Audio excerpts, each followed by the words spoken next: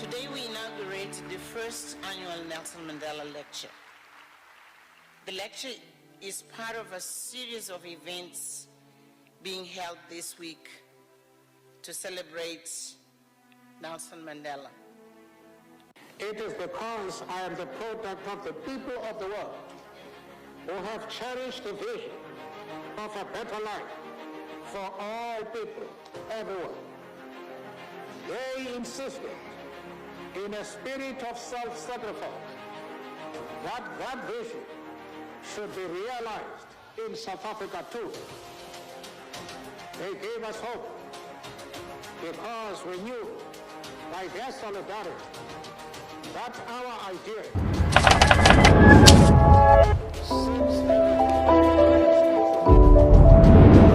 Against the backdrop of a new dawn, a nation stood united, casting shadows of resilience upon the canvas of destiny. Ekuqaleni kwenkululeko nolawulo lwentando lwesininzi, daphehlelela ngegama elinguzozibini ithunzi. We will not be stopped now. You hold the future in your hand. Bound by a dream of freedom, we embarked on a journey of hope and reconciliation.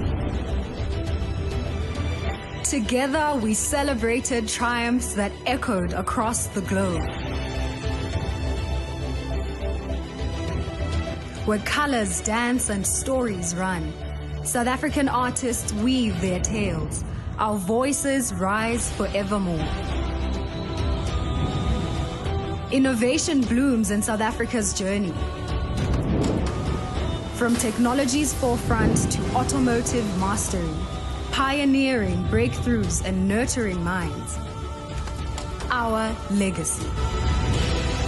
Driven by the spirit of possibility, we have built a nation where dreams take flight and bridges crumble barriers. In the face of injustice, we stand tall, unyielding voices echoing the call for humanity and equal rights. For 30 years, our flag has been a symbol of unity, resilience, and hope. Celebrating 30 years of democracy. This is South Africa. We are still moving forward. South Africa, inspiring new ways.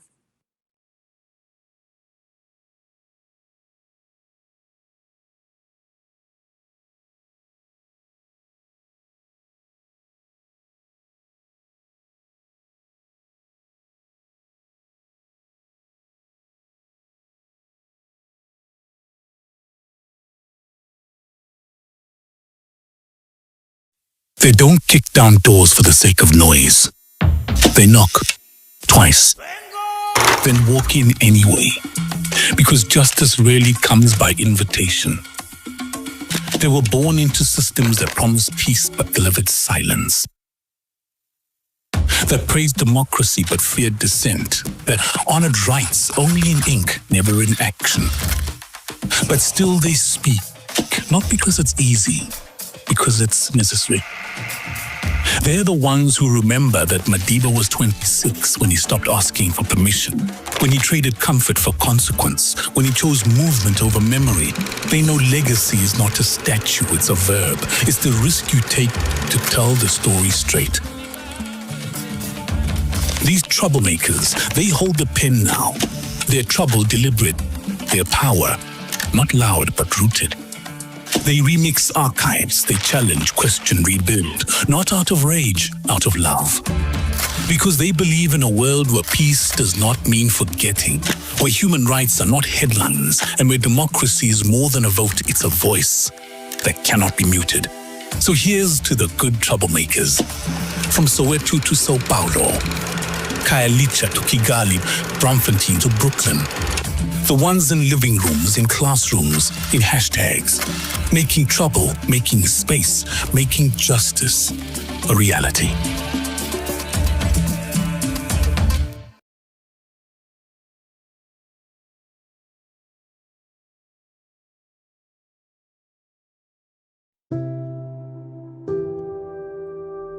We have traveled a long journey. We have fought for peace and reconciliation, for social justice, for all men, women, and children.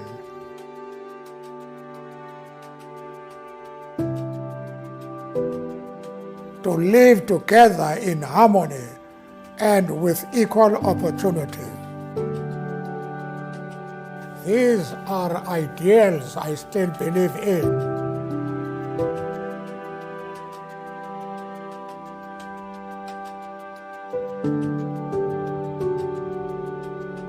But the time has come to fully hand over my work. Keep believing. Keep marching. Keep building. Keep raising your voice. Every generation has the opportunity to remake the world. To anyone who says they care about protecting girls and women, to anyone who says they care about education, to anyone who says they care about oppression, what are you waiting for? I hope and pray that we will take the example of Madiba and the people of South Africa in understanding what is required to win mighty battles that are necessary for good harmony with the planet and with people. Let us remind ourselves that our work is far from complete. Where there is poverty and sickness, where human beings are being oppressed, there is more work to be done. After nearly 90 years of life, it is time for new heads to lift the burdens. It is in your hands now.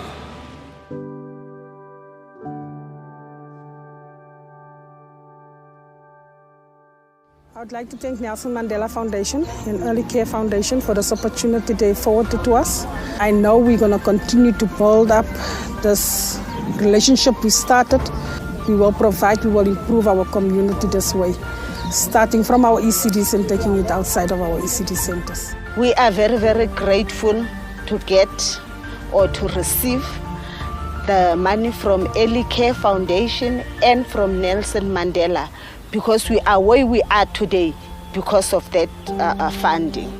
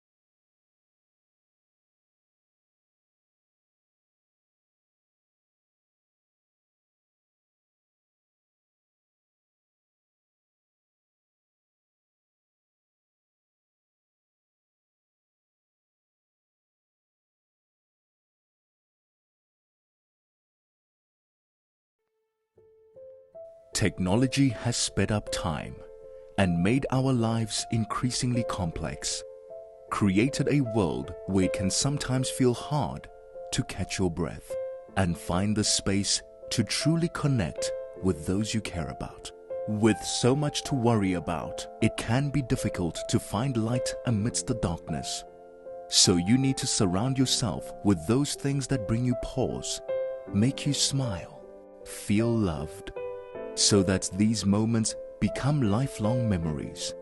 Vision Tactical does more than merely safeguard your home and business. We safeguard you and your lifestyle. Your security is more than just knowing you have backup when tragedy strikes. It's about creating a community that welcomes you home with a smile, making your day just that little bit brighter, and giving you the time to take in the beauty of the world. In today's connected world, it often feels like we are all becoming disconnected. Vision Tactical believes in a better life and a new way of living, where your lifestyle becomes a priority. It's safety in numbers, and this is what Vision Tactical does best.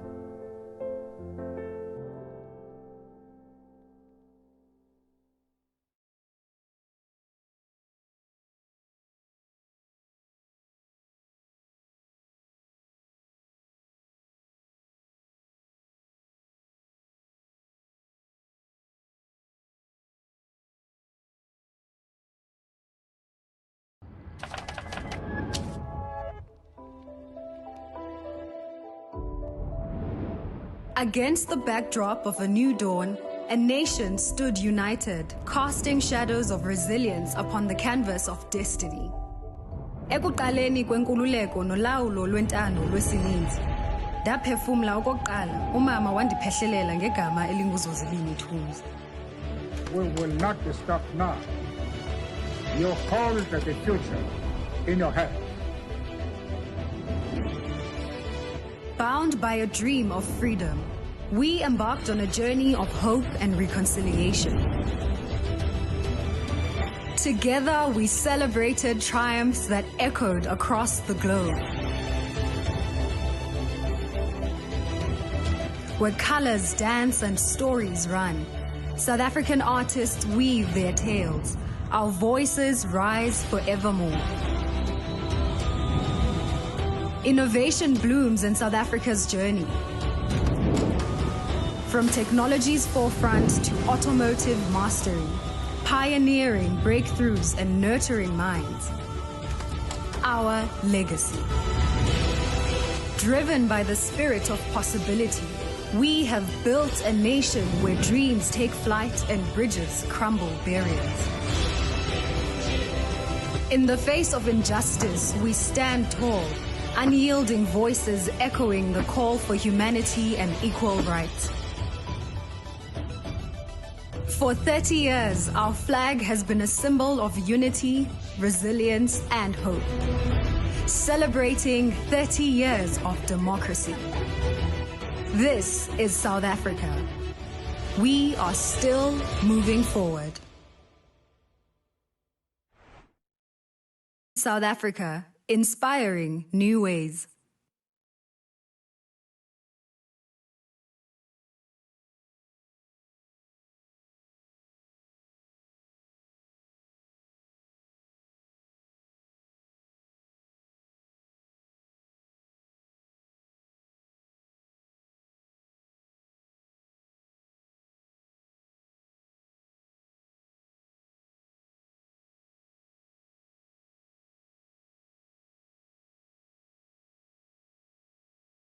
They don't kick down doors for the sake of noise.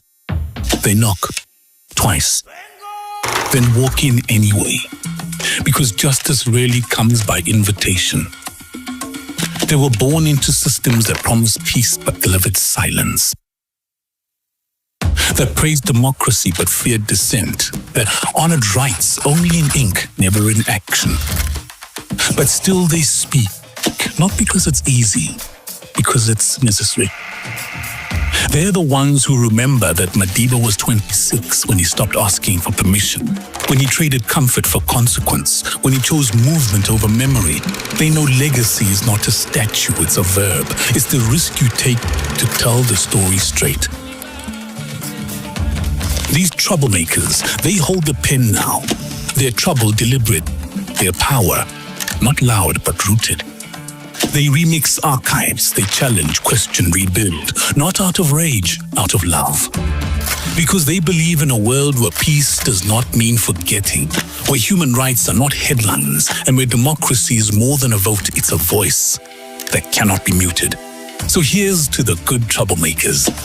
From Soweto to Sao Paulo, Khayelitsha to Kigali, Braamfontein to Brooklyn. The ones in living rooms, in classrooms, in hashtags. Making trouble, making space, making justice a reality.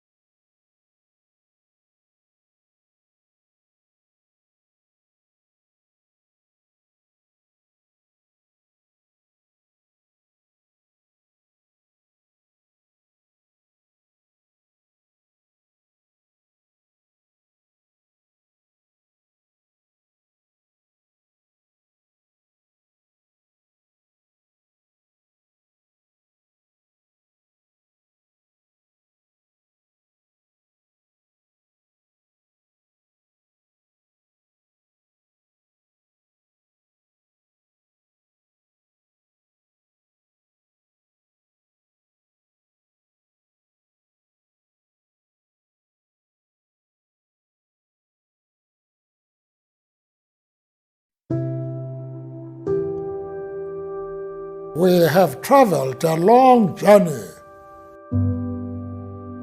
We have fought for peace and reconciliation, for social justice, for all men, women, and children.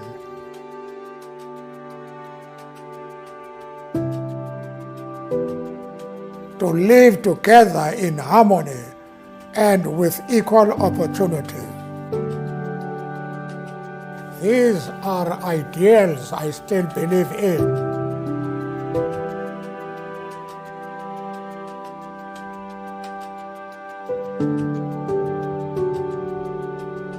But the time has come to fully hand over my work. Keep believing. Keep marching.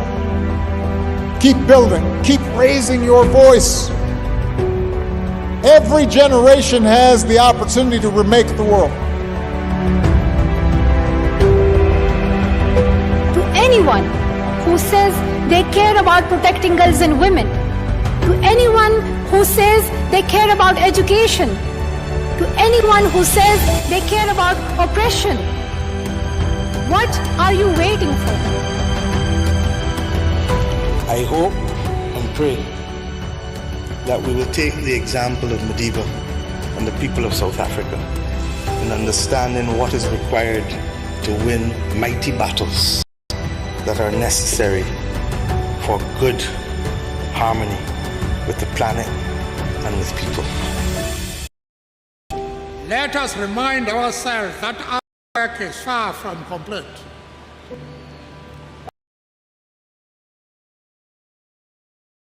Where human beings are, there is more work to be done. After nearly 90 years of life, it is time for new heads to lift the burdens. It is in your hands now.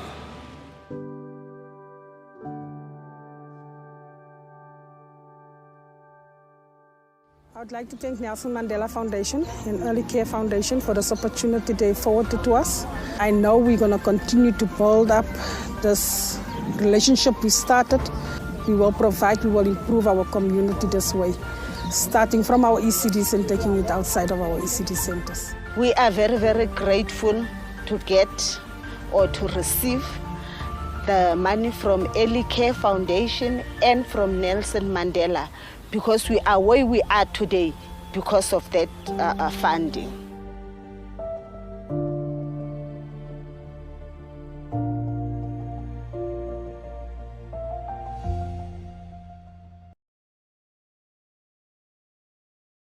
Conversations let us hear. The Women's African Cup of Nations. An amazing performance. Miss Universe. Grammy goes to... The Oscar goes to... Mark Shuttleworth will spend 10 days in space. The African Nations Cup. Mr. Nelson Mandela, a free man taking his first steps into a new South Africa. It's amazing how far we can go when we start with the right conversations. SAFM, leading conversations that move us.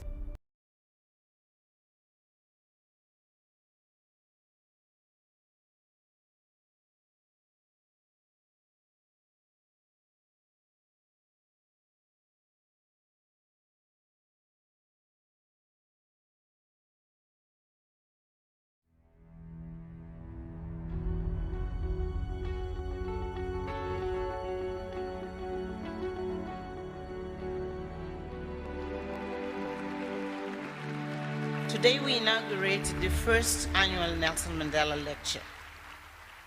The lecture is part of a series of events being held this week to celebrate Nelson Mandela. It is because I am the product of the people of the world who have cherished the vision of a better life for all people everywhere. They insisted in a spirit of self-sacrifice that vision should be realized in South Africa too.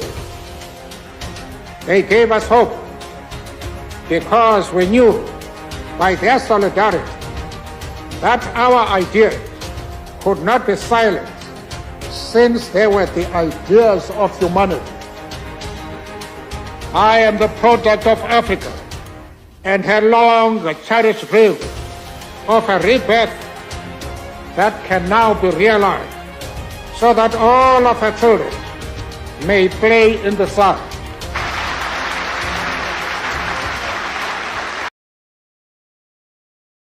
It's 2030, and at Vodacom, we envision a future where every connection empowers, from individuals to whole communities, transforming lives across Africa. We are more than a telecommunications provider. We are a purpose-driven force, ensuring digital access is a right for all, not just a privilege for a few. Our commitment to empowerment is clear. By the end of 2030, we aim for 4G coverage for all our customers and 80% smartphone penetration. With the right technology in the hands of Africans, financial inclusion is our greatest drive. Our goal is to grow our fintech customers to 120 million, making essential financial services accessible to 75% of our mobile users. Entrepreneurs in South Africa, farmers in Tanzania, and students in the DRC are thriving with the digital tools they need to grow, learn, and innovate. We have digitalized enterprises and government services, providing digital tools that allow sectors such as healthcare, education, and agriculture to thrive. Together, we are solving societal challenges. We have now reached over 26 million people with our health information systems. Through Tech Start, our digital skills initiative, we've equipped 1 million young Africans with vital digital skills for the jobs of the future. And our agriculture solutions like eVuna solve complex supply chain issues faced by farmers, buyers, and other stakeholders, creating a seamless flow from farms to tables. All of this is underpinned by a meaningfully differentiated brand built on inclusivity, sustainability, and African ingenuity. Our brand is amplified through our channels, which have become intuitive human-centric hubs. Guided by purpose, we ask the right questions, like how can technology better the world? From Cape Town to Cairo, we've ignited opportunities and fostered innovation, celebrating Africa's unique vibrancy. We invite everyone, employees, partners, and customers to co-create the future with us.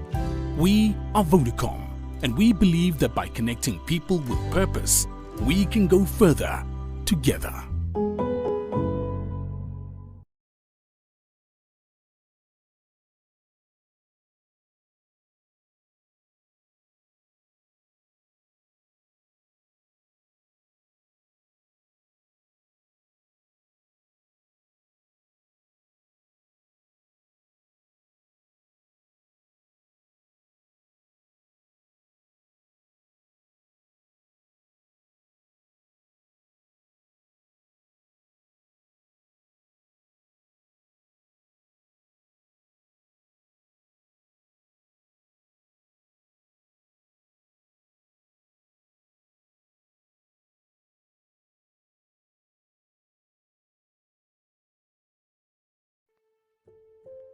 Technology has sped up time and made our lives increasingly complex, created a world where it can sometimes feel hard to catch your breath and find the space to truly connect with those you care about.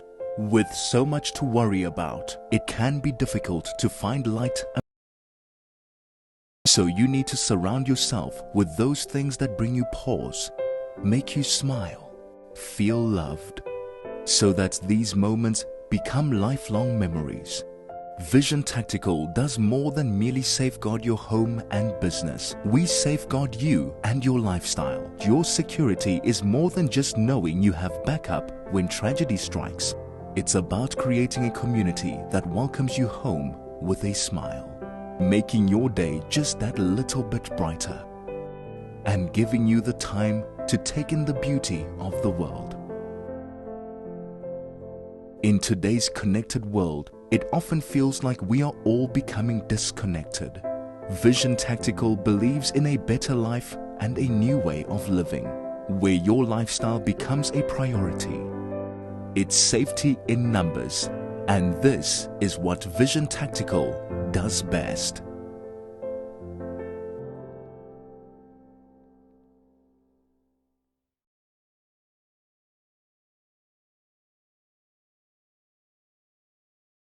It is, however, a reflection of the times we find ourselves in, and we must have the courage to listen and to move through that pain and discomfort. As an independent expert, as my predecessor, I've always strived to fulfill the role of an impartial and informed witness. The perception of impartiality has been a consistently contentious aspect of this mandate since its inception, drawing regular accusations of bias. But impartiality has become a pompous word for indifference.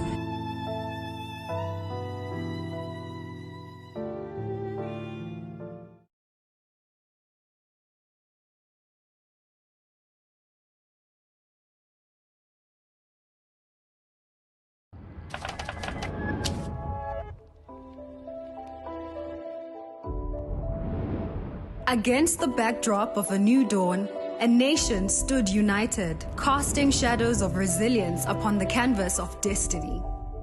Ekuqaleni kwenkululeko nolawulo lwentando lwesininzi, ndaphefumla okokuqala umama wandiphehlelela ngegama elinguzozibini Thunzi. We will not be stopped now. You hold the future in your hand. Bound by a dream of freedom, we embarked on a journey of hope and reconciliation. Together, we celebrated triumphs that echoed across the globe. Where colors dance and stories run, South African artists weave their tales. Our voices rise forevermore. Innovation blooms in South Africa's journey. From technology's forefront to automotive mastery, pioneering breakthroughs and nurturing minds. Our legacy. Driven by the spirit of possibility, we have built a nation where dreams take flight and bridges crumble barriers. In the face of injustice, we stand tall, unyielding voices echoing the call for humanity and equal rights. For 30 years, our flag has been a symbol of unity, resilience, and hope. Celebrating 30 years of democracy. This is South Africa. We are still moving forward. South Africa, inspiring new ways. They don't kick down doors for the sake of noise. They knock twice, then walk in anyway, because justice rarely comes by invitation. They were born into systems that promised peace but delivered but feared dissent, that honored rights only in ink, never in action. But still they speak, not because it's easy, because it's necessary. They're the ones who remember that Madiba was 26 when he stopped asking for permission, when he traded comfort for consequence, when he chose movement over memory. They know legacy is not a statue, it's a verb. It's the risk you take to tell the story straight. These troublemakers, they hold the pen now. Their trouble deliberate, their power not loud but rooted. They remix archives, they challenge, question, rebuild, not out of rage, out of love. Because they believe in a world where peace does not mean forgetting, where human rights are not headlines, and where democracy is more than a vote, it's a voice that cannot be muted. So here's to the good troublemakers. From Soweto to Sao Paulo, Khayelitsha to Kigali, Braamfontein to Brooklyn. The ones in living rooms, in classrooms, in hashtags. Making trouble, making space, making justice a reality.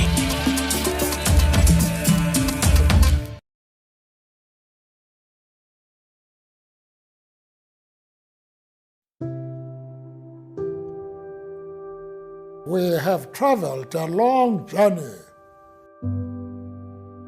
We have fought for peace and reconciliation, for social justice, for all men, women, and children.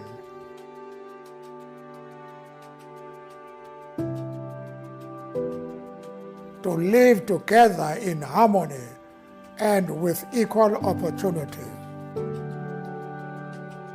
These are ideals I still believe in.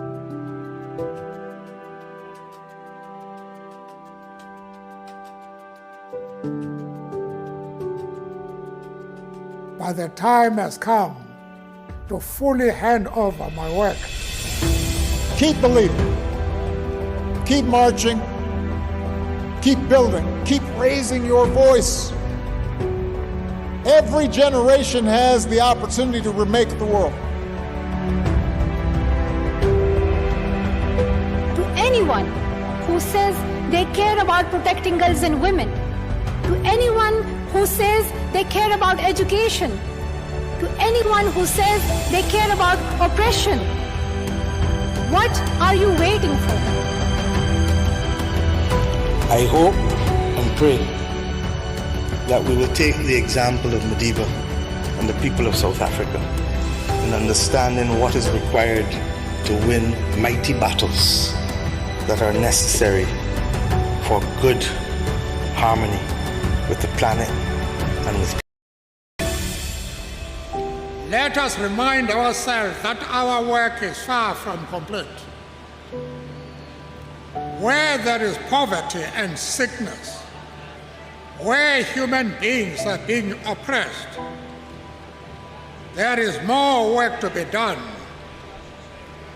After nearly 90 years of life, it is time for new heads to lift the burdens. It in your hands now.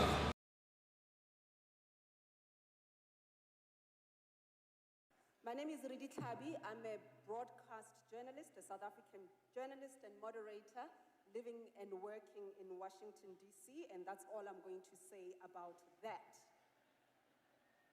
It's a pleasure to welcome you to the 23rd Nelson Mandela Annual Lecture. We gather under the light and the spirit of Nelson Rolihlahla Mandela, who taught us that courage is not the absence of fear, but triumph over it, who taught us that peace is not the absence or the silence of guns, but the presence of justice.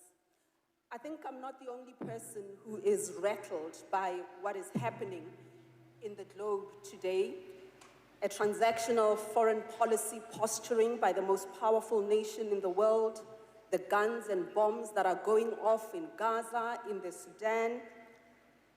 We are gathering at a time when our world is shaken by war, by division, and moral uncertainty. But I think that it is important to go back to where we started, to go back to values that many perhaps think are too soft, too inconvenient, They don't matter in this world of realism and realpolitik, where it is the survival of the fittest. We know that he lived for truth, dignity, compassion, and dialogue, and that these today are not mere relics of history.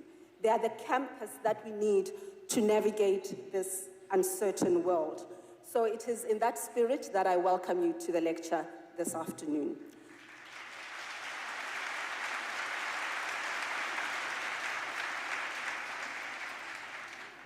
It wouldn't be the Nelson Mandela Annual Lecture without music, without song. We wouldn't be on South African soil without music and song. Please help me give a warm welcome to the Wits University Choir.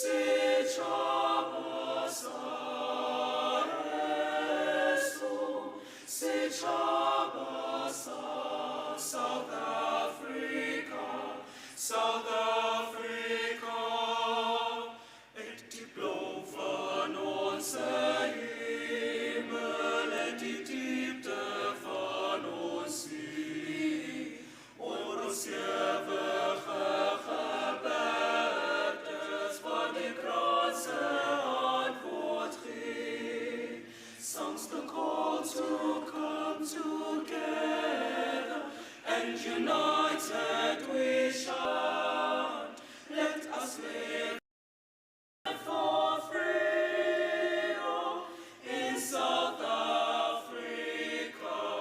our land.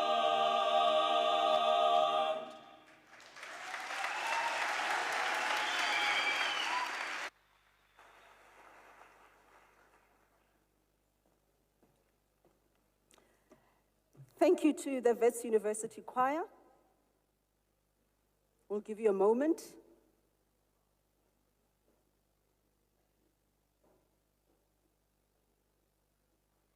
Thank you. Another warm round of applause. Thanks.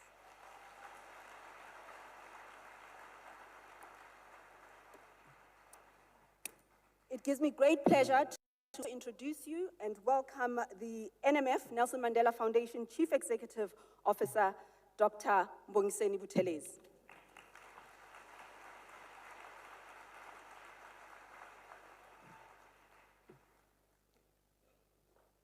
United Nations Special Rapporteur for the occupied Palestinian territories, Ms. Francesca Albanese.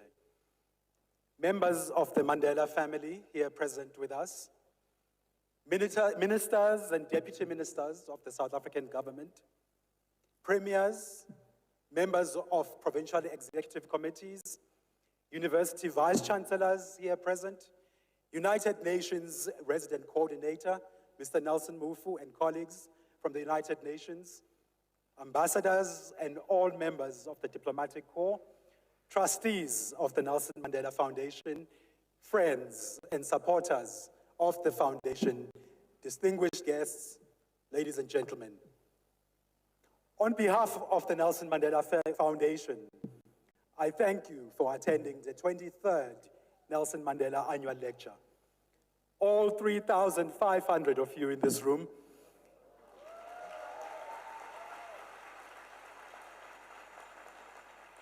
and of course, the many thousands watching via live stream on television and on radio. Many individual expressions of thanks for making today possible are due. and I'll be acknowledging all of them during my closing remarks at the end of today's event. But allow me to start by thanking three people at the outset, and people and organizations. Of course, the United Nations Special Rapporteur for accepting the invitation to come to South Africa and think very hard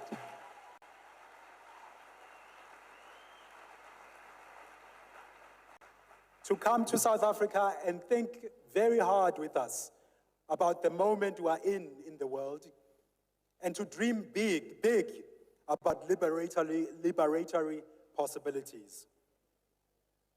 Allow me to thank the United Nations team here in South Africa, which has been an ever-willing partner in bringing the UN Special Rapporteur to South Africa for this lecture.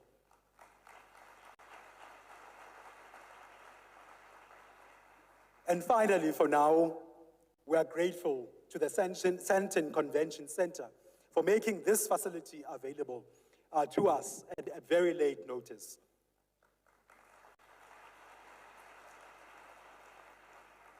I must just tell you that we were overwhelmed by demand. When we made tickets available, we were going to have this event at Wits University, our partner in this event, and within 37 minutes, all 1,000 tickets had been accounted for. And so we simply had to find a bigger venue.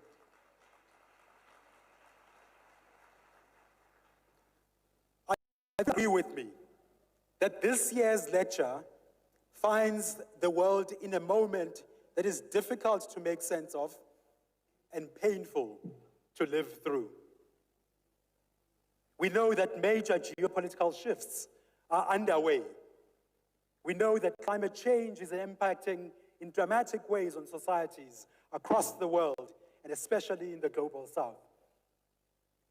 We see new forms of wealth extraction, new manifestations of racism and white supremacy. And we see a proliferation of wars and other forms of conflict. We see genocide turned into a spectacle and political football. Some commentators describe the world as being in a state of polycrisis. And at a time when we need them most, international law and the world's institutions of multilateralism are under siege by those who have vested interest in them failing. It is in this context that the board of the Nelson Mandela Foundation took a decision to adopt the theme of this year's lecture, Enhancing Peace and Global Cooperation. In 2003, on a visit to Malawi, Madiba reminded us that, I quote, international and multilateral bodies have the ability, if there is political will, to solve and prevent conflicts. He also asserted that business leaders share responsibility for building a more peaceful and prosperous world. We at the Nelson Mandela Foundation believe in international law. We support multilateralism as a critical instrument for resolving conflict and promoting justice. We demand a private sector that invests in the imperative to make just societies. Madiba created the Nelson Mandela Annual Lecture in 2003 as a platform for thought leadership and an instrument for provoking public discussion and debate. This week, this platform has delivered thought-provoking debate, an opportunity to ask one another very hard questions and look in the mirror. With organizations including the Jewish Democratic Initiative, South African Jews for a Free Palestine, the South African Council of Churches, the Evangelical Alliance of South Africa, and activist organizations and formations from across the country. We sat across tables from one another. We sat across the table at which Madiba himself hosted many difficult but necessary dialogues and ask one another hard questions. Questions about what a just peace in the Middle East needs to be and how it can be achieved. Questions about what did it look like to eat, which we all do, and to feed our children products that do not support dispossession in Palestine or anywhere else in the world.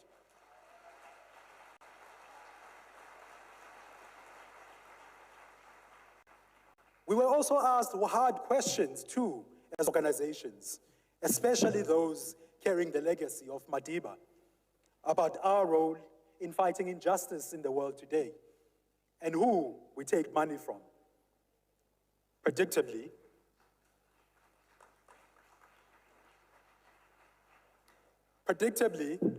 there's also been a torrent of misinformation, of lies, and of vile abuse of both the foundation, but also of individuals, including our annual lecture speaker today, as well as our chair, Dr. Naledi Pandor, the chair of the Nelson Mandela Foundation Board.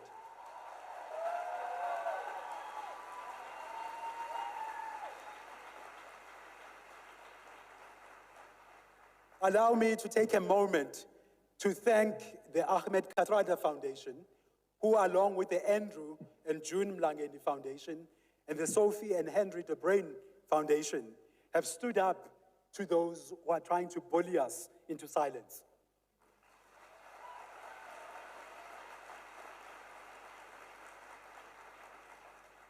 We also thank the many people who continue to raise their voices online, on talk radio and everywhere else, against those who are trying to silence us and thus turn us complicit in genocide.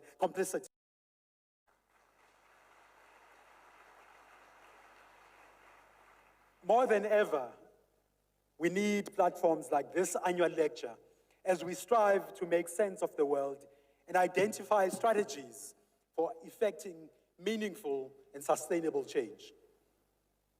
This august platform has attracted global thought leaders and change agents over the last 2 decades.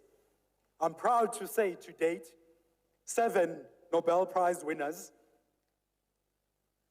7 sitting heads or former heads of state, and 3 senior United Nations leaders have graced this platform.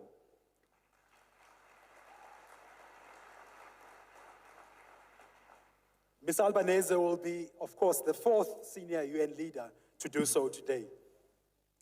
Ladies and gentlemen, I have no doubt that you will agree with me that for this year's lecture, we have a speaker who is both a thought leader and a social change agent, and someone whose life and work is inspirational.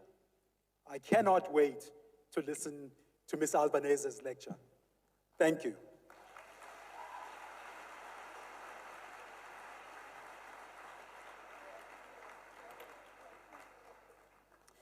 Thank you so much, Dr. Buthelezi. And I think that we really ought to reflect on the ramifications that come with standing up for the values that you have articulated here. And if I may just emphasize that the Nelson Mandela Foundation is under enormous, enormous pressure. It was a gutsy move to invite the speaker that you've invited today.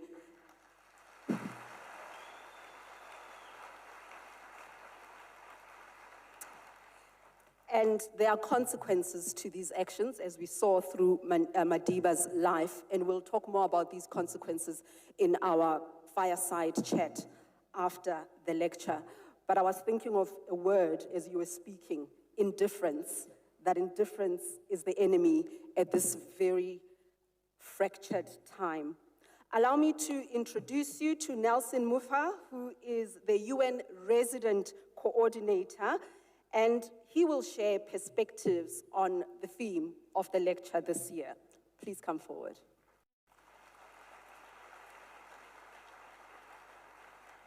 Oh, so you got my SMS about the outfit, right? The color scheme. They didn't adhere to it here. Just a few people, but you and I, we're good, right? Very good. Yeah. Thank you so much to the program director, very coordinated, that is. To the chair of the board of the Nelson Mandela Foundation, as well as to the chief executive, thank you for having us here this evening. And also to the excellencies, distinguished guests, ladies and gentlemen in the audience. It is truly a profound honor to join you today at the 23rd Nelson Mandela Annual Lecture in celebration of the legacy of an icon whose wisdom, vision of justice, dignity, and human solidarity continues to inspire our world. This year's theme, Enhancing Peace and Global Cooperation, could not be more timely or relevant. As the world marks the 80th anniversary of the United Nations, we are called together to renew the very principles that gave birth to the UN in 1945. Faith in dialogue, respect for human life and dignity, and the conviction that our shared humanity is stronger than the forces that divide us.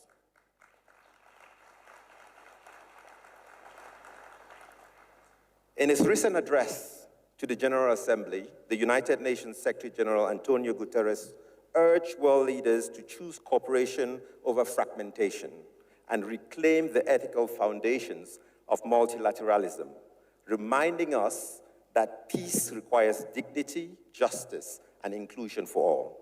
He also called on the international community to put people before geopolitics and to see in each crisis not an excuse for despair, but a call to rebuild trust and advance solidarity. And the need for such renewal is evident in every corner of the world, from the devastation in Gaza and Sudan to the climate emergency, rising inequality, and the growing divides within and between societies. It is why we must redouble our efforts for peace, grounded in international law and compassion for every human being. We are therefore looking very much forward to this year's lecture, delivered by Ms. Francesca Albanese, the independent United Nations Special Rapporteur on the occupied Palestinian territories. Her presence here today is both timely and deeply symbolic as we reflect on the enduring humane legacy of Nelson Mandela and the humane values that continue to guide the United Nations.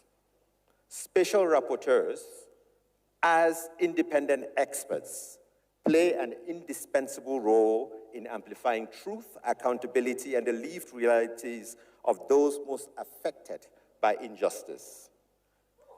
Their work exemplifies the spirit of principled, independent thought that late President Mandela so powerfully embodied, a commitment to speak truth even when it is uncomfortable, and to do so in the service of peace and humanity. As the United Nations family, we have long cherished our deep and growing collaboration with the Nelson Mandela Foundation. Together, we have celebrated Madiba's legacy not only through dialogue, but through action, including the publication of 2 Mandela books on the Sustainable Development Goals, which serve as a powerful call to action for individuals, governments, civil society, and business. And we are honored that former Secretary General Kofi Annan, current Secretary General Antonio Guterres, and current Deputy Secretary General Amina Mohammed have previously delivered this lecture, underscoring the United Nations' deep respect for this platform and its convening power. Excellencies, ladies and gentlemen, the journey towards peace and cooperation is not an abstract one. It is shaped by what each of us chooses to do. The path forward demands bold, intentional, and unified action, and we need to ensure that we are at the center of leading this effort. South Africa and the continent of Africa needs to play their role as co-creators of the future we wish to see and deserve to live. And in the spirit of Mandela, let us recommit ourselves to humanity in action. We must invest in peace, uphold the rights of the vulnerable, mobilize collaboration across borders, and ensure that our global system is equitable and serves everyone, not just a few. Let us remember, peace is not inevitable, it is essential. It is a choice we make every day, and justice is not passive, it is pursued. So let this lecture and this gathering be a clarion call for shared responsibility, courageous leadership, and unwavering dedication to building a world worthy of Mandela's hope and our collective future. A future we must walk together with courage, compassion, and conviction. I thank you.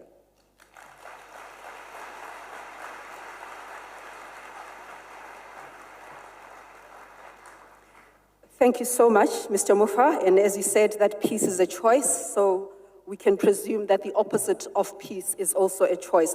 It's actually quite exasperating when you look at the theme of the 23rd lecture, enhancing peace and global cooperation, that there's anyone in the world who would be intimidated and unhappy about those kind of themes. It's actually quite ridiculous, to be honest. But in sending off the United Nations, I think I do want to say that UNRWA, the United Nations agency that works in Palestine, the United Nations has seen the highest casualties in this crisis, in this genocide in Gaza, but they continue to be on the ground. And I also think it's important to mention that just the ICJ affirmed the legitimacy of UNRWA as a credible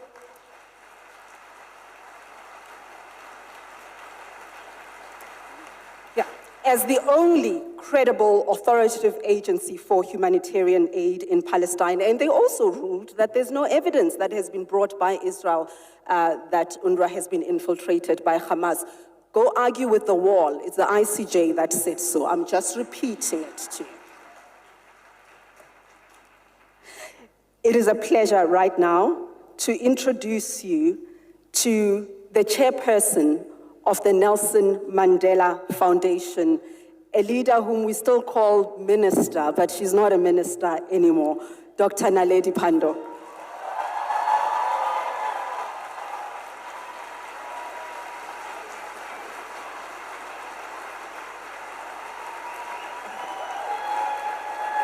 Thank you.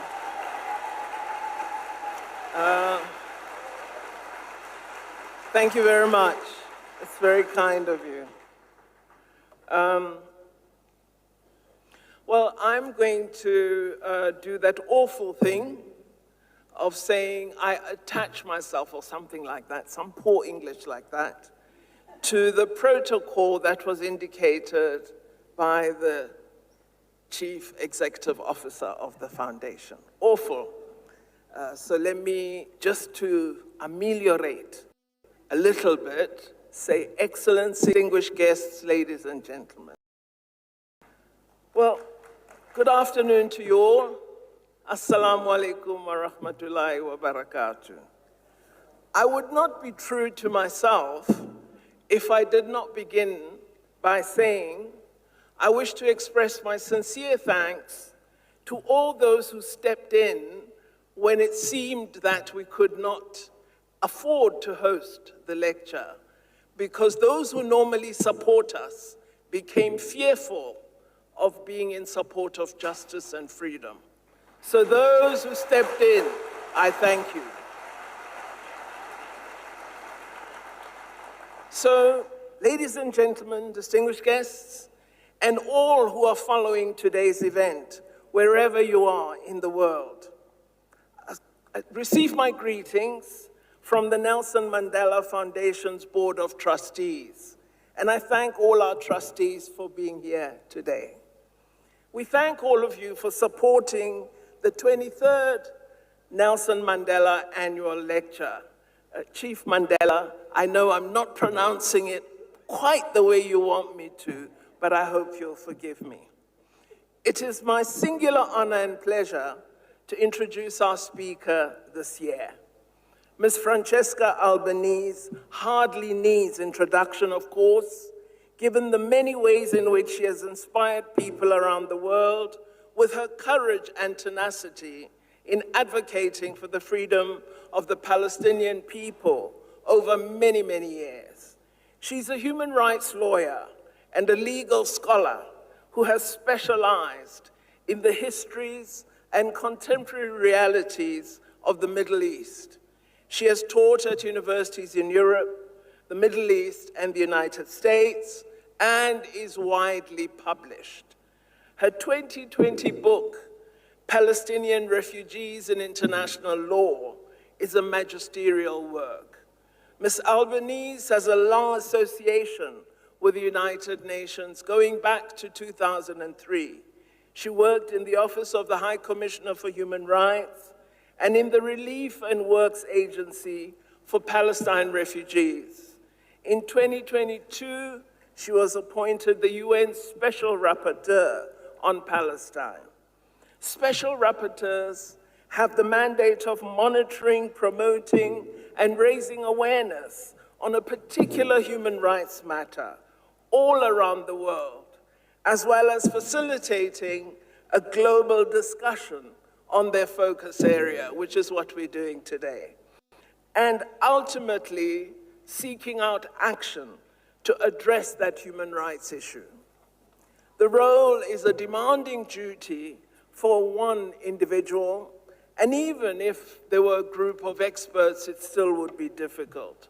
Special rapporteurs are not UN employees and are not remunerated by the United Nations. They are experts in their field, independent of the Office of the High Commissioner for Human Rights or any other mechanism or government entity. The Office of the High Commission for Human Rights provides administrative and logistical support. So you will see from this that it is a difficult and often thankless task. Our Board of Trustees believed her to be uniquely positioned to speak to the theme of this year's lecture, enhancing peace and global cooperation. Now, while of course many of us, our interest and focus is the troubling situation of the lack of self-determination for the people of Palestine, but our added concern is peace and global cooperation for the entire humanity, and we must never forget that. Over many years,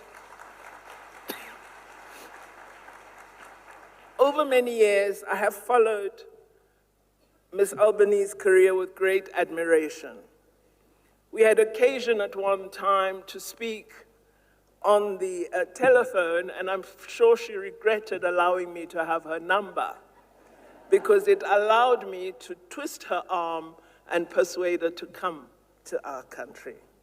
She executes her task with commitment and a conscience. I have admired her interpretation of her role as including full civil society engagement, accuracy of data, and the courage to stand even when powerful forces seek to derail the honesty of her contribution. You might have seen public commentary saying Lady Pandor is weaponizing the Mandela Foundation. Well, as far as I'm concerned, Nelson Mandela was an incredible weapon.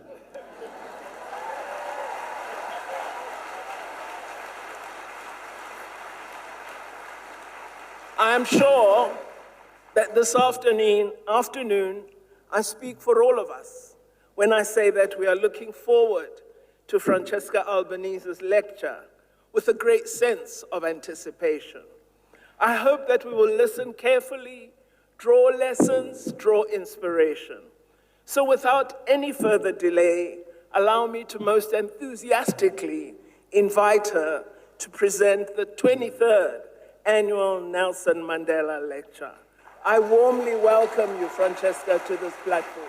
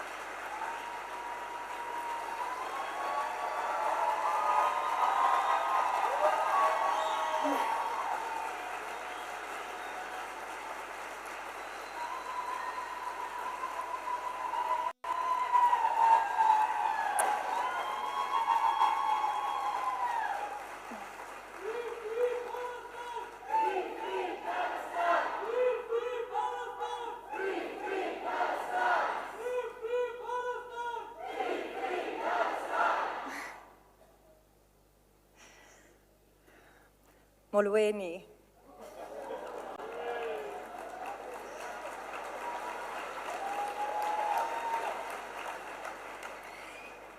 Sanbona. Dumelang. Good afternoon, distinguished guests, comrades, and friends.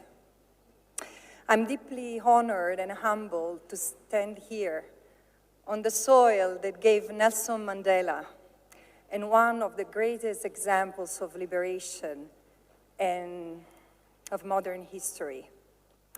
I want to thank the Nelson Mandela Foundation for keeping alive not only the memory of a man, but the movement that embodied the struggle for justice and human dignity, whose legacy we celebrate today.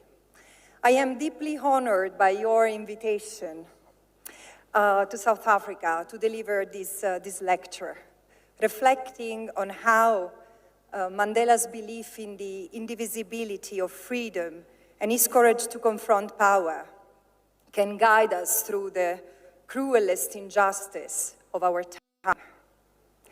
After meeting so many of you in the struggle for justice for Palestine over the years, some of whom are in this room this afternoon, and after spending a few yet profoundly intense and inspiring days among you, I feel it deeply. Mandela could not have been born anywhere else. He was fully, truly, beautifully South African.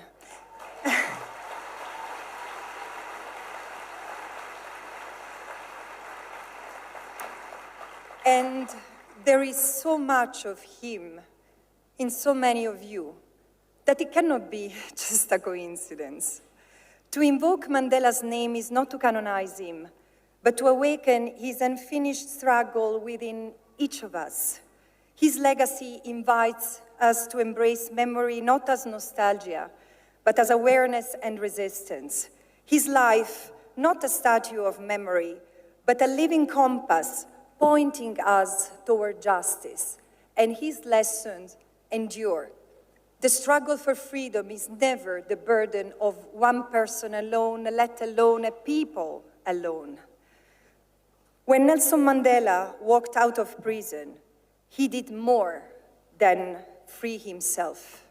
He and his comrades rewrote the grammar of power, turning domination into dignity, marking a decisive and historic step in the decolonization of this continent. His life, as well as his words, teach that justice knows no borders, and our freedom is bound to the freedoms of those still denied theirs. That conviction remains our moral compass today, carried by South Africa, by others in the global South. We should call it global majority, and by the young voices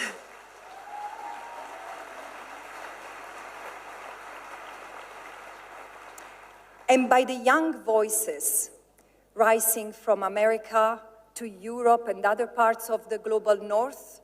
Let's call it the global minority, demanding a freer world. So let's start. In this moment, as the world witnesses the ongoing attempt to erase an entire people in Palestine, from the fleeting ceasefire in shattered Gaza to the accelerated colonization of the West Bank, history is pressing upon us. And standing on this sacred soil, at the roots of Mother Africa, a continent so rich, so nurturing, despite centuries of violence inflicted upon it, it feels deeply symbolic. South Africa and Palestine share deep historic ties, forged in the fires of resistance to colonial rule and the quest for liberation. The indomitable spirit of the South African people who overcame centuries of European colonialism, dismantling the criminal system of apartheid, continues to resonate far beyond these shores, inspiring all to believe in the possibility of justice. This reminds us that the Palestinian people too, with the solidarity of those who stand beside them, can one day break the chains of oppression. And in this time of utter diplomatic hypocrisy, political cowardice and self-interest, the words of Nelson Mandela resonate louder than ever. In 1997, he said, "Having achieved our own freedom, we can fall into the trap of washing our hands of difficulties that others face. We would be less than human if we did so." And this moment calls on all of us not to wash our hands of the hell into which Israel has plunged Palestine. 2 years after the beginning of the genocide, and despite the ceasefire, the situation in the occupied Palestinian territory remains nothing short of apocalyptic. And I use this term deliberately. Gaza is a wasteland of rubble, refuse, and human remains where survivors cling to life and disease, deprivation, and the relentless weight of violence unseen anywhere this century. Over 240,000 killed or injured, surely many more, say the expert, and the numbers rise daily. Entire neighborhoods obliterated, families returning to ruins only to uncover bodies of their loved ones beneath the rubble, city blocks lying in dust. Clean water is scarce, food nearly non-existent, medicine and electricity critically short. Prisoners tortured and raped, bodies mangled, desecrated, and left in the street. Homes and memories destroyed, intimate lives violated, populations forcibly displaced times and times again across a territory rendered uninhabitable, with nowhere to flee and nothing to return to. Excruciating suffering is widespread, systematic, and by design. And even during the fragile ceasefire, it continues. Over 100 Palestinians have been killed since Israel committed to ceasefire on October 10. For 2 years, Israel has waged a war on a civilian population while Palestinians have no army, no tanks, and no security forces that can protect them. And while in Gaza, it had the excuse of wanting to eradicate Hamas, this does not explain the escalation of violence and acceleration of ethnic cleansing in the West Bank and East Jerusalem. There, over the past 2 years, Palestinians have experienced the largest wave of ethnic cleansing since 1967. More than 40,000 have been driven from their homes, made homeless in the little that remain of their homeland. Over 1,000 killed, 200 children, 10,000 injured, 10,000 detained, many as young as 14, simply to have joined peaceful demonstrations or having been in the wrong place at the wrong time. Armed settlers protected by soldiers roaming with impunity, burning homes, destroying olive trees, attacking families who have farmed for generations. During the olive harvest, once a season of sustenance and joy, farmers now face assault and arson. Their trees uprooted, their soil once. What was once life has become resistance. The century-long slow colonization of Palestine has accelerated into a vicious campaign of destruction where the erasure of the indigenous people is the end goal. Euphemism like conflict or clashes conceal the stark reality of horror that continues unchecked. Instead, this is a textbook case of genocide. Genocide, the intentional destruction of a group as such, is rarely a single act. It unfolds piece by piece, decade by decade, crime after crime. And the ongoing genocide in Palestine, visible in the totality of Israeli crimes against the totality of Palestinians across the totality of the lands slated for annexation, has been meticulously prepared over decades and enabled by long-standing violations, impunity, and international complicity. Genocide, it seems, is the dormant gene of an apartheid regime rooted in settler colonialism. But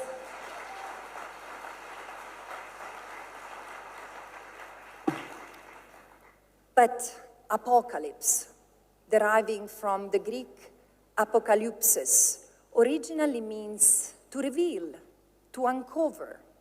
And the current moment is fundamentally one of profound revelation, of truth, of reality beyond ordinary perception. The sacrifice of Gaza happening under our watch forces us to confront the system we live in, the horrid, brutal reality we are all part of, the truth of who we are as individuals, as communities, as states, as institutions, and compels us to choose between courage through principles or cowardice through acceptance. And these are some of the lessons of this revelation. First, the genocide in Palestine has pierced the veil of Maya, showing the underlying geopolitical calculation of the world's most powerful nations. As I came to realize, studying the maps of Greater Israel, stretching from the Nile to the Euphrates, a vision that many Israeli leaders shamelessly brandish in international fora, the occupation of Palestine must be understood as part of a broader project of domination. This is not merely about physical borders of historical Palestine. It is a systematic assertion of permanent supremacy that knows no border. One people controlling land, resources, and the very existence of another or others, often without needing full physical presence or formal annexation.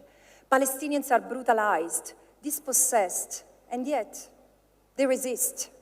The defiance is why they remain the thorn in the side, not only of an occupying power, but of a wider system where Israel acts together with and often as a proxy of the United States, destabilizing the region to weaken societies and making them easier to dominate.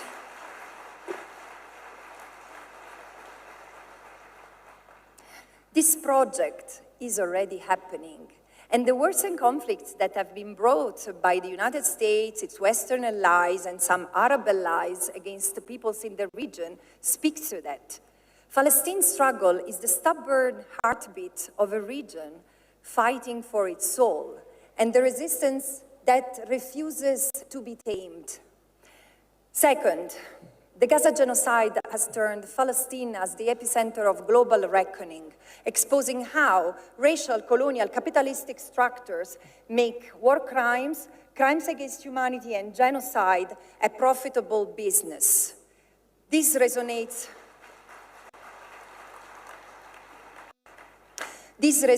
with the experience of colonized populations worldwide for centuries.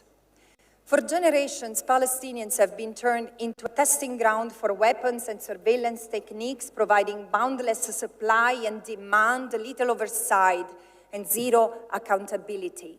Too many influential corporate entities have profited freely.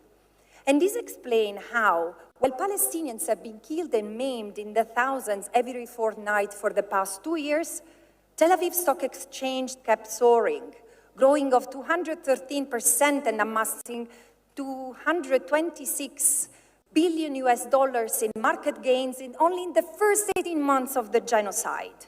And companies have turned over near-record profits by equipping Israel with cutting-edge weaponry that has obliterated virtually the defenseless population in Gaza. Tech companies continue to provide dual-use infrastructure that enables mass targeting and mass killing. The machinery of global construction giants is razing Gaza to the ground. Major international banks have underwritten and purchased Israeli treasury bonds, financing the devastation, even as deficit grew and credit ratings fell. This is no ordinary occupation sustained by exploitation. This is a long-standing economy of occupation which has turned genocidal. And third, the meaning of what this genocide means for all of us, for our collective understanding of politics, of solidarity, of humanity. Today we know Gaza, we see Gaza. Hospitals bombed, parents gathering the limbs of their children, journalists and medics torn apart. This horror is visible to us in real time, on our phones, all day long, if we dare to look. But this is also bringing social and political awakening everywhere. It is shaping the conscience, especially of the new generations. Not long ago, my sister-in-arms from South Africa, Dr. Tlaleng Mofokeng, the United Nations Special Rapporteur, Ciao, Tlaleng. The United Nations Special Rapporteur on the right to health told me, the wounds inflicted on the innocent ripple through every nation's soul. She was reflecting on the children from Gaza with me, but from her own experience of a child of apartheid South Africa. And this is true for every young soul beyond Gaza. For the youngest in this hyper-connected world, this genocide is not history, but memory in the making. Those in Europe will not have the distance that my generation had reading about the Holocaust and excuse of ignorance, as some did during the Rwanda genocide or the genocide in Bosnia. Or, as we, in the West, have done, cocooning ourselves into collective amnesia vis-à-vis our history of 500 years of colonial crimes. The Palestinian struggle has not only exposed the suffering of the Palestinians since the creation of the State of Israel and the complicity of our political systems. Today, the world knows the meaning of Nakba, as it has never done, and it will not forget it. And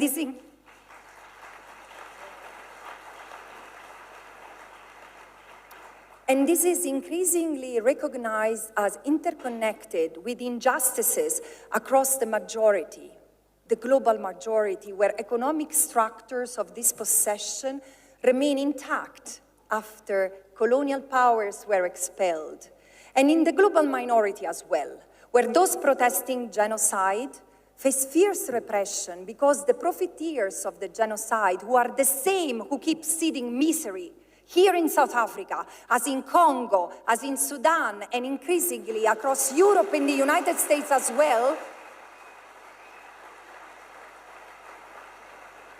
are those who want to keep operating without disruption. And perhaps this explains why, across Europe and beyond, people today marched with banners that read, "We wanted to save Palestine, but Palestine is saving us."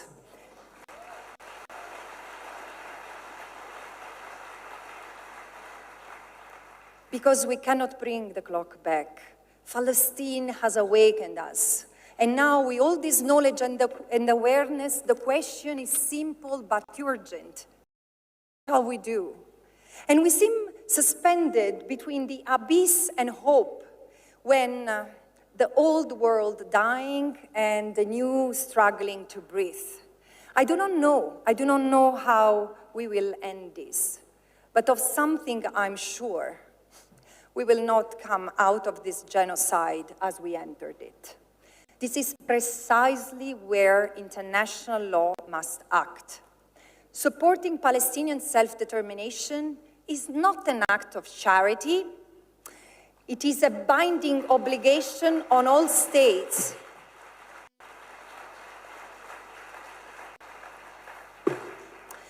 The International Court of Justice has affirmed that Israel's occupation is illegal, a violation amounting to racial segregation and apartheid that must end. Troops must be withdrawn, colonies dismantled, resources given back, and concrete reparations offered, and the right to return of the refugees must be realized.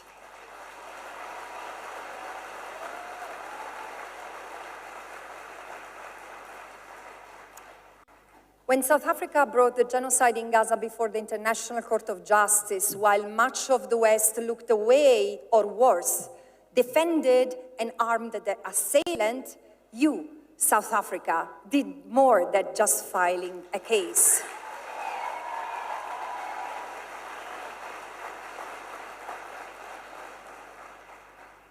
You opened the door for other countries to act. Above all, this is the first settler colonial genocide ever brought before an international court, a moment of historic resonance, echoing not only through Palestine, but through every land where indigenous people have barely survived their own genocides.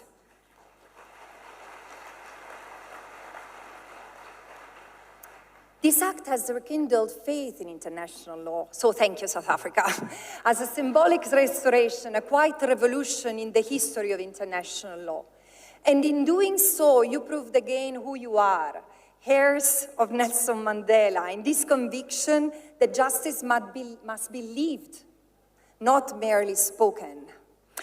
And in a few days, I will have the privilege to present my last report to the United Nations Assembly called Gaza Genocide, a Collective Crime. And I will do that from Cape Town. How symbolic.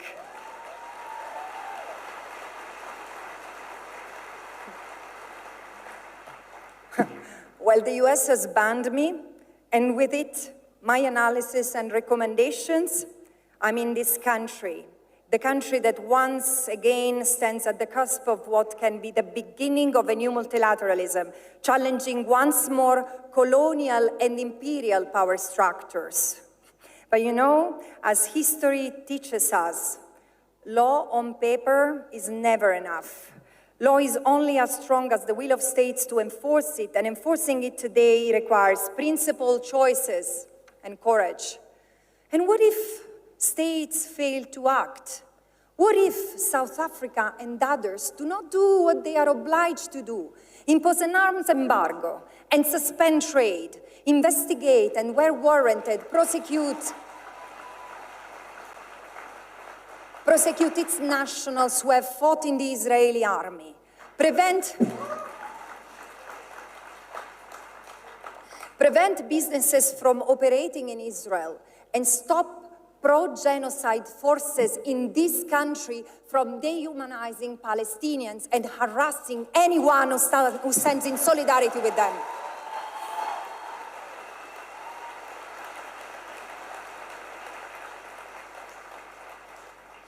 Facing Gaza's devastation, we are called to choose justice over silence, action over apathy.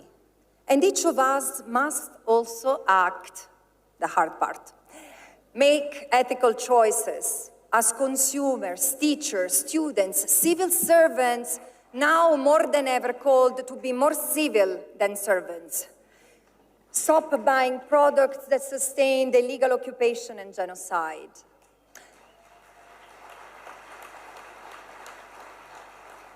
Hold governments, banks, pension funds, and universities accountable. Boycott Israeli products and those linked to Israeli crimes, as the BDS movement asks us.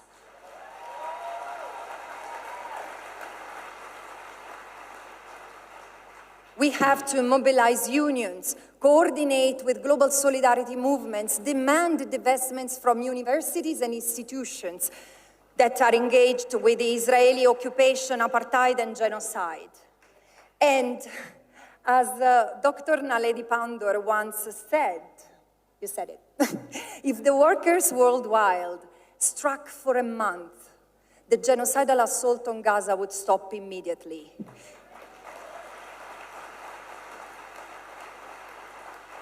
It is not too late. It is not too late. And also, go and visit Palestine.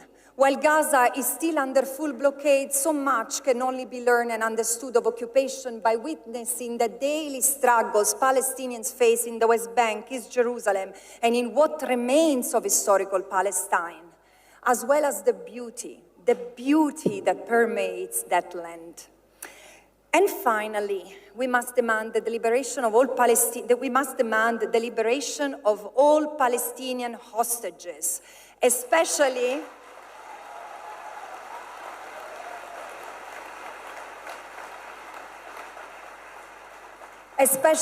Marwan Barghouti.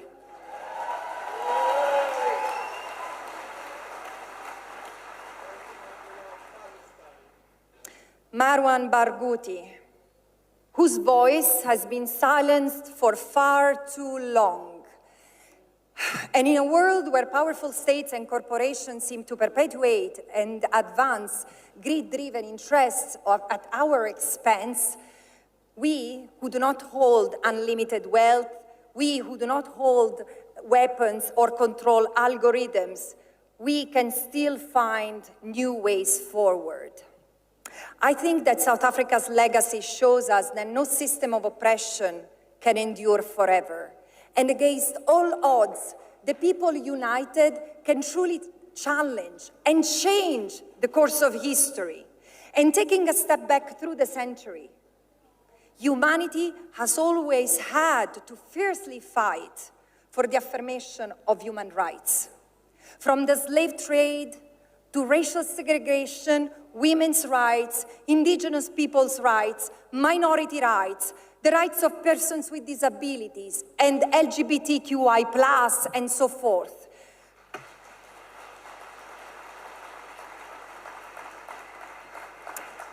Together, with the enduring battle against apartheid, colonialism, and illegal occupation, we must stand together. None of this struggle is a finished business. We do not have the luxury to give up.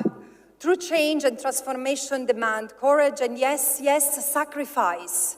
But it's through this sacrifice and it's through steadfastness that humanity is reminded of its shared responsibility and its capacity for renewal.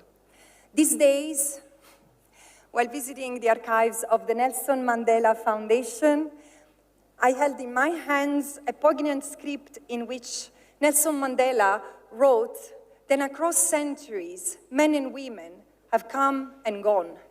Some have left absolutely not trace. Others are going to be remembered for the evil they caused, and others for what they tried to do in the name of justice. Today, these words echo from South Africa to Italy, from Palestine to Sudan, from Australia to the United States, the states built on lands taken through centuries of genocide.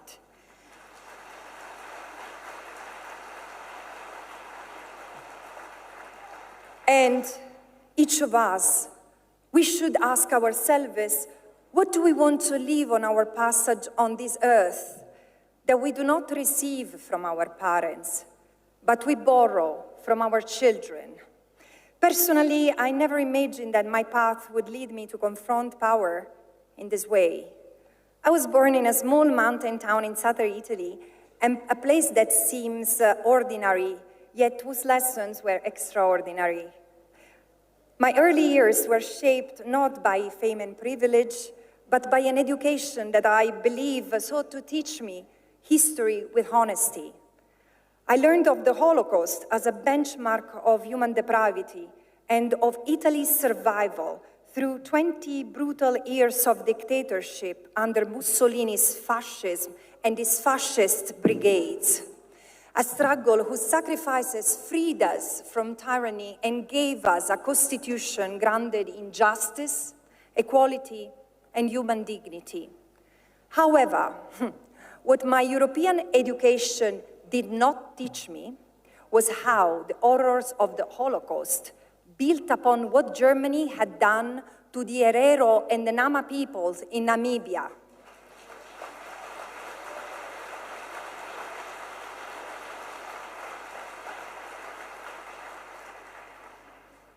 They did not teach me how the dehumanization of the Jews is the same, how the dehumanization the Jews were subjected to is the same the colonized societies had to endure for decades, if not centuries. And indeed,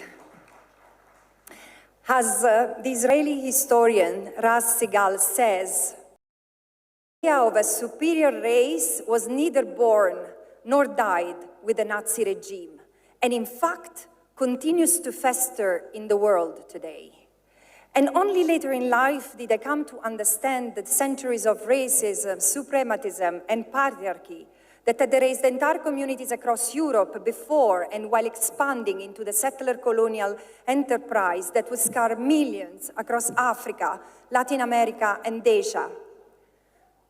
By exceptionalizing the Holocaust as the only aberration in our history, we, the Europeans, have concealed the many other crimes and injustices that our ancestors committed, and in doing so, undermined our own capacity to see the structural and eruptive forms of violence that permeate our society and the international community up until today, a process which finds in the ongoing endorsement in Gaza by too many Western states its monstrous culmination. And in this moment in history, my commitment to justice also includes undoing such legacy by carrying forward the voices of my nation's humanist legal tradition into this global chorus for justice. Thinking of Mandela, I can't avoid mentioning my fellow national Antonio Gramsci,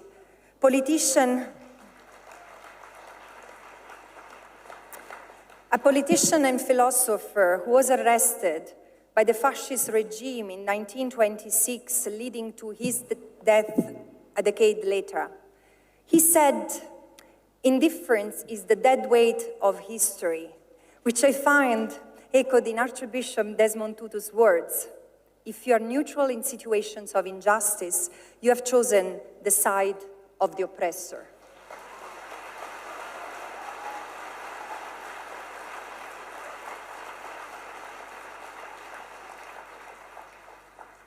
Such historical figures left in the world the sparkles of light and justice, embodied a commitment to justice and humanity that shall inspire us as we move forward. Freedom, justice, and human dignity can never be taken for granted. They must be defended every day, otherwise they risk to quietly disappear.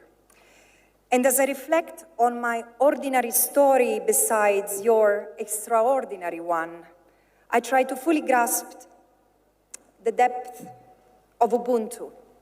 I am because you are. This reaches me as a truth forged in pain and resilience. The steadfastness of the Palestinian people, Sumud, is the sister of your own Ubuntu. In Arabic, Sumud means steadfastness, resilience that becomes a way of being. It is the grandmother in Gaza who gathers her orphaned grandchildren amid rubble and whispers. Remember. It is the farmer in the West Bank who replants his olive sapling each time settlers uproot the old tree, refusing to give up his bond to the soil.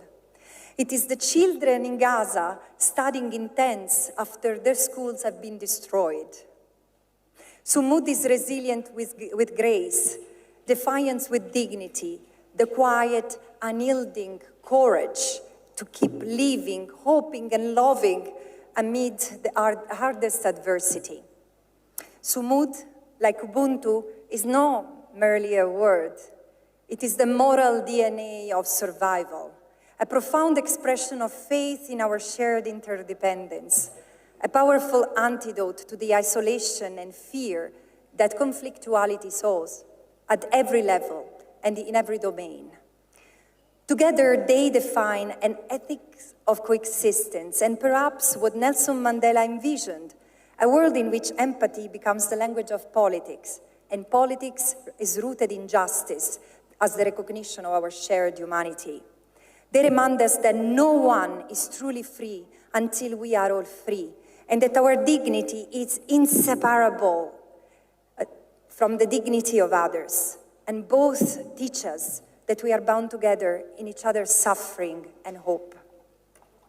And as I move to the conclusion, if there is one thing that I would like you to take from this lecture is this: whether recognized or not by those in power, the Palestinian struggle for freedom stands at the heart of the movement toward a truly decolonized world order.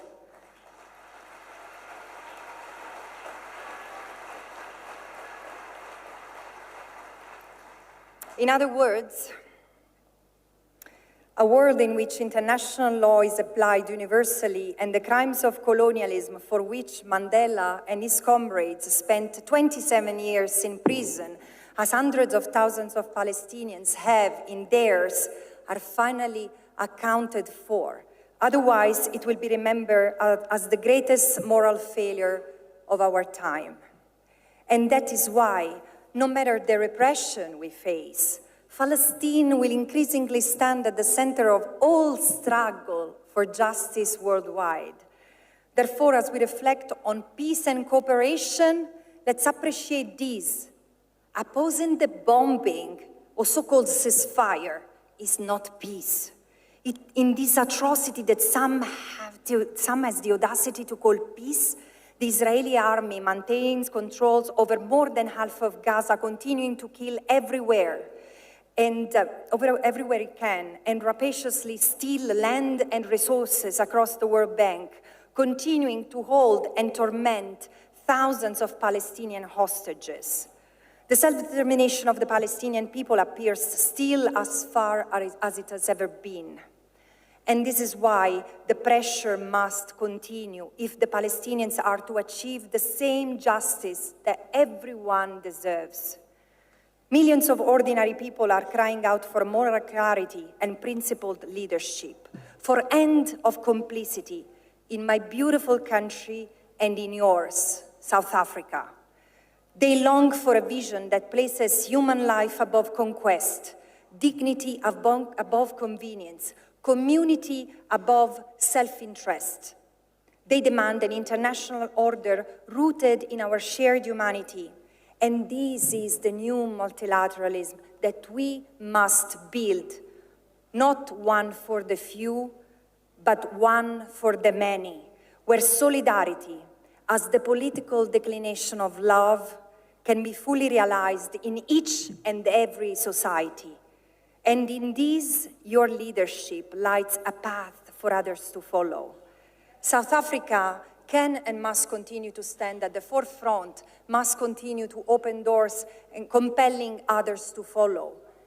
Many today feel hesitant of standing up to power. And I understand. Fear is human.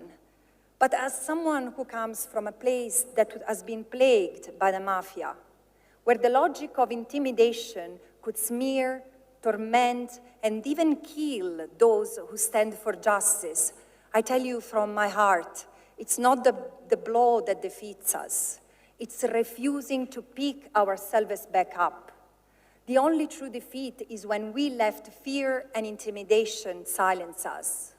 And fear cannot withstand the power of people united in a just cause. It can be defeated by the unity of ordinary people and the unity of struggles across the world. And today, in many ways, I stand before you in a place of vulnerability, but also of great strength, empowered by the resilience of the Palestinian people and everyone standing with them. And by doing the right thing, we find allies, and through solidarity, we find strength. But yes, we have a long way to go, and we have begun. And in this beginning, I find hope. I believe we can lay the foundation not only for a more just global order, but for a new way of being as a global community, the realization of the principles of Ubuntu and Sumud, a world that finally embraces humanity, solidarity, justice, and equality for all. Alone, we are frail, we are fragile, like butterfly wings. But when we flap those little wings all together, we can make a storm. And may justice be our storm.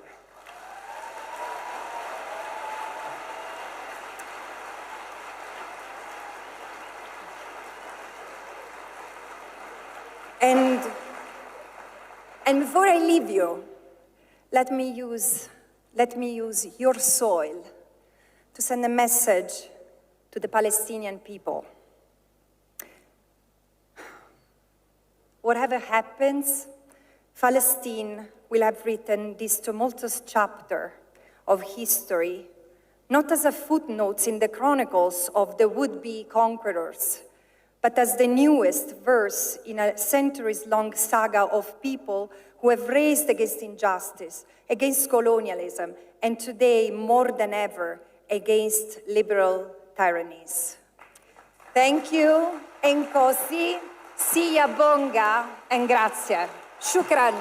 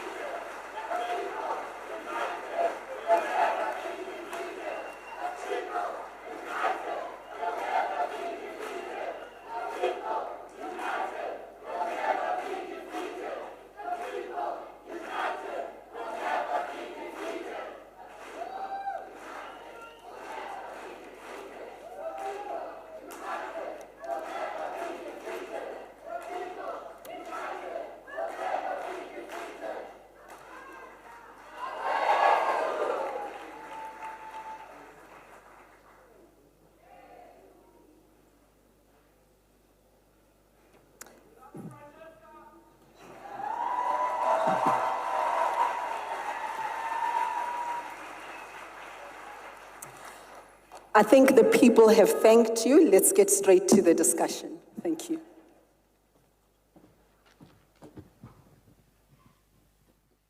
May I ask you to just make sure that your microphone is on? I just want to be sure that those are on. Yes? Great. I'm just going to give you a moment to pause after your speech. I'll start with Dr. Pandor, who, as all of you know, was the Minister for International Relations in South Africa when South Africa took its case to the ICJ.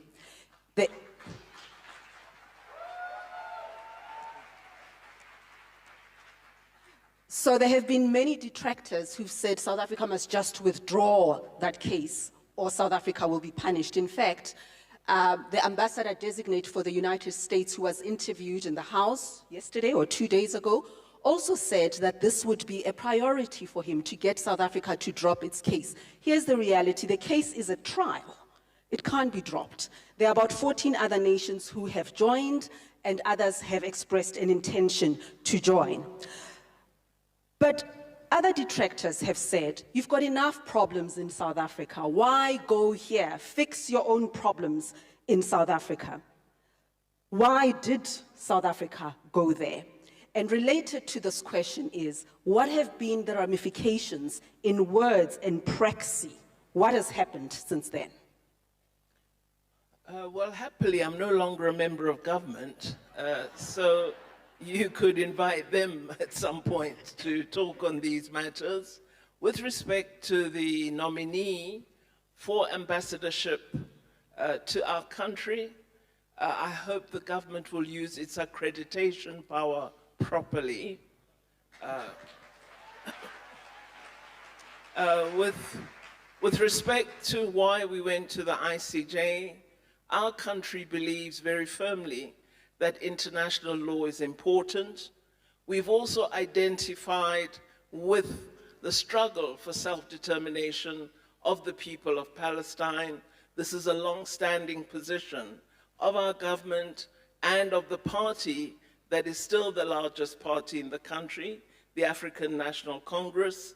So people of Palestine supported us in our own struggle for freedom. As they struggle for freedom today, we cannot desert them. Third point,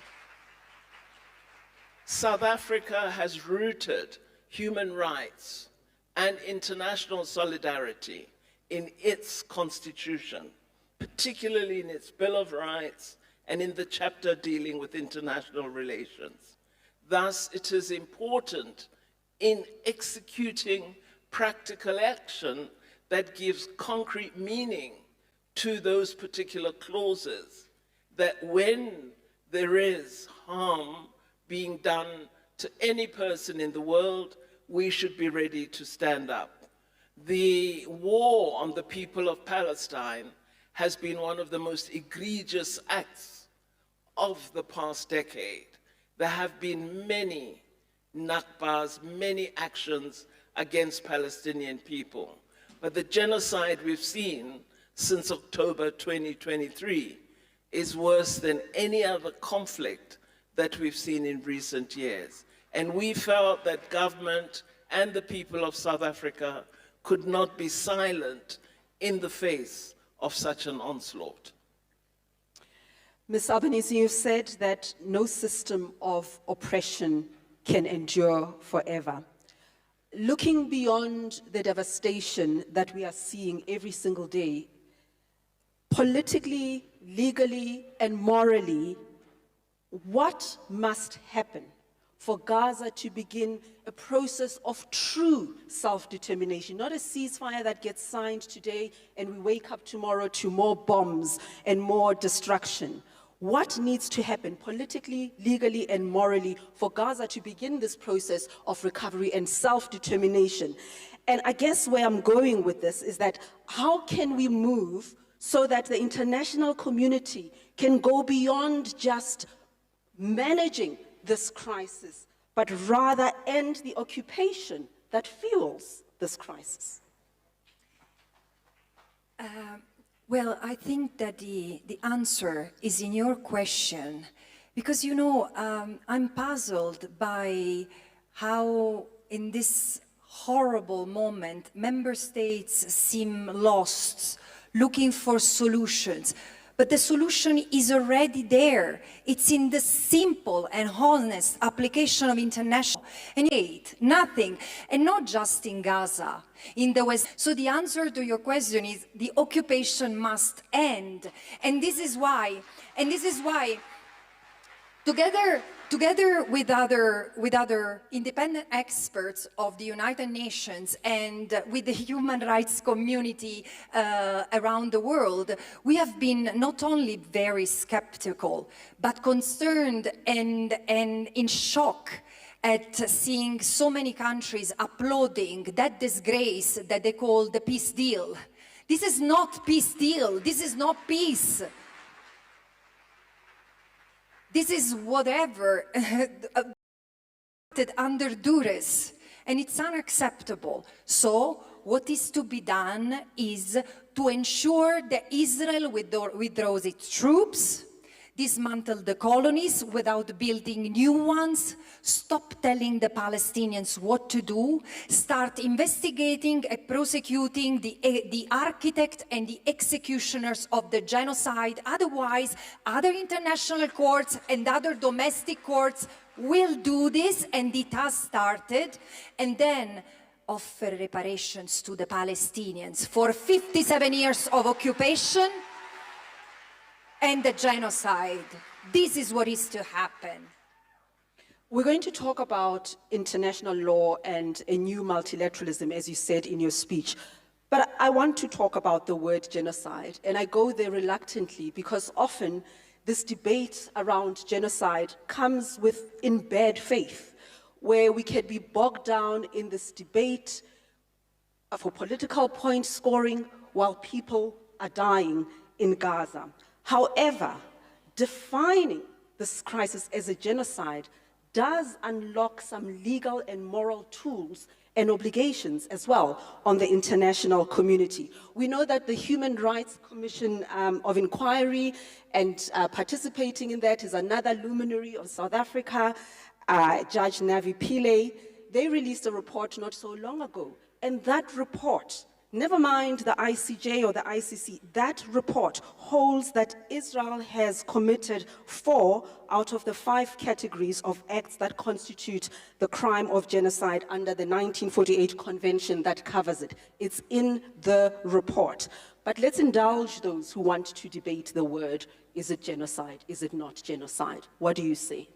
Well, I think firstly, we should tell them that when we submitted to the International Court of Justice, our submission was acting on the basis of international law, specifically the Convention on Punishment of the Crime of Genocide. There is a convention, and Israel, interestingly, is one of the first signatories of that convention. And only states that are signatories to that convention can take another state to the court. This is what we did as a signatory. We took a member state of the Convention on Genocide to the International Court of Justice. How was it possible for us to do so? In the convention, they define what genocide is. And in our assessment of all available evidence, we alleged that genocide was underway. There was denial of food for living, denial that genocide was intended and was indeed underway. I think it's also important when talking about the convention that there is a crucial word. It's also about prevention. It's not just the punishment. So even if you're sitting there saying there's no genocide, the convention enjoins us to prevent it from happening. I want to move to your report that you launched recently, and you mentioned some elements of it there. It's titled From Economy of Occupation to Economy of Genocide. Now, this report, and I would urge you to read it, it identifies dozens of cooperation across defense, technology, tourism. I wouldn't have thought that. Tourism, the extractive industry, pension funds, you name it. These are corporations that are fueling and benefiting from this crisis. I mention this because often when there is a crisis of this scale, many ordinary citizens think there is nothing that I can do. I'm not in government, I'm not in the UN, I'm not a policy maker. But you are a consumer. And I was aghast that some of my decisions as a consumer are problematic in the context of your report. Tell us about your most seminal findings in this report, and what do you want us to do with it? Yeah. If you allow me to say something on genocide, just to add two elements. You rightly pointed to the word prevention. The convention is to prevent and punish the crime of genocide. And how do you punish it how do you prevent it if you cannot even see it, if you cannot even name it? And the obligation of states clearly were triggered by the ICJ sets of provisional measures that were issued upon request of South Africa. Because look, if had the Court of Justice found no merit, no veridicity in what South Africa had submitted, they would have dismissed the case. Instead, ordered provisional measures that, had they been observed and respected, probably the genocide would have stopped. And indeed, 18 months later, the genocide is ongoing. But there is another element. The genocide, because people say, yeah, but it's just war crimes and crimes against humanity. Excuse me? I mean, it's very serious. If we recognize that there are war crimes and crimes against humanity ongoing, why are member states not stopping it? Why are they still trading with Israel? Why are they still providing weapons or buying weapons that have been tested on the Palestinians? And here is the answer. Here is the answer to the question regarding my my other report, the one that I submitted in July, that is to be read in conjunction with the last report which talks about the complicity of states, because states have continued to trade weapons, continue to buy surveillance tools that once again have been experimented, tested on the body and soul of the Palestinian people. But a genocide targets a group as such. And it's in this as such that we cannot miss what Israel is doing to the Palestinians, because they can keep on stopping bombing the land, but this idea of destroying the people as such is continued to the intent to ethnically cleanse the land that has been enunciated, invoked, celebrated throughout two years of genocide. And you know, it's not just because of ideology, it's not just because of the rage of Israel that this genocide has not been stopped. It's because the genocide has proven profitable for far too many.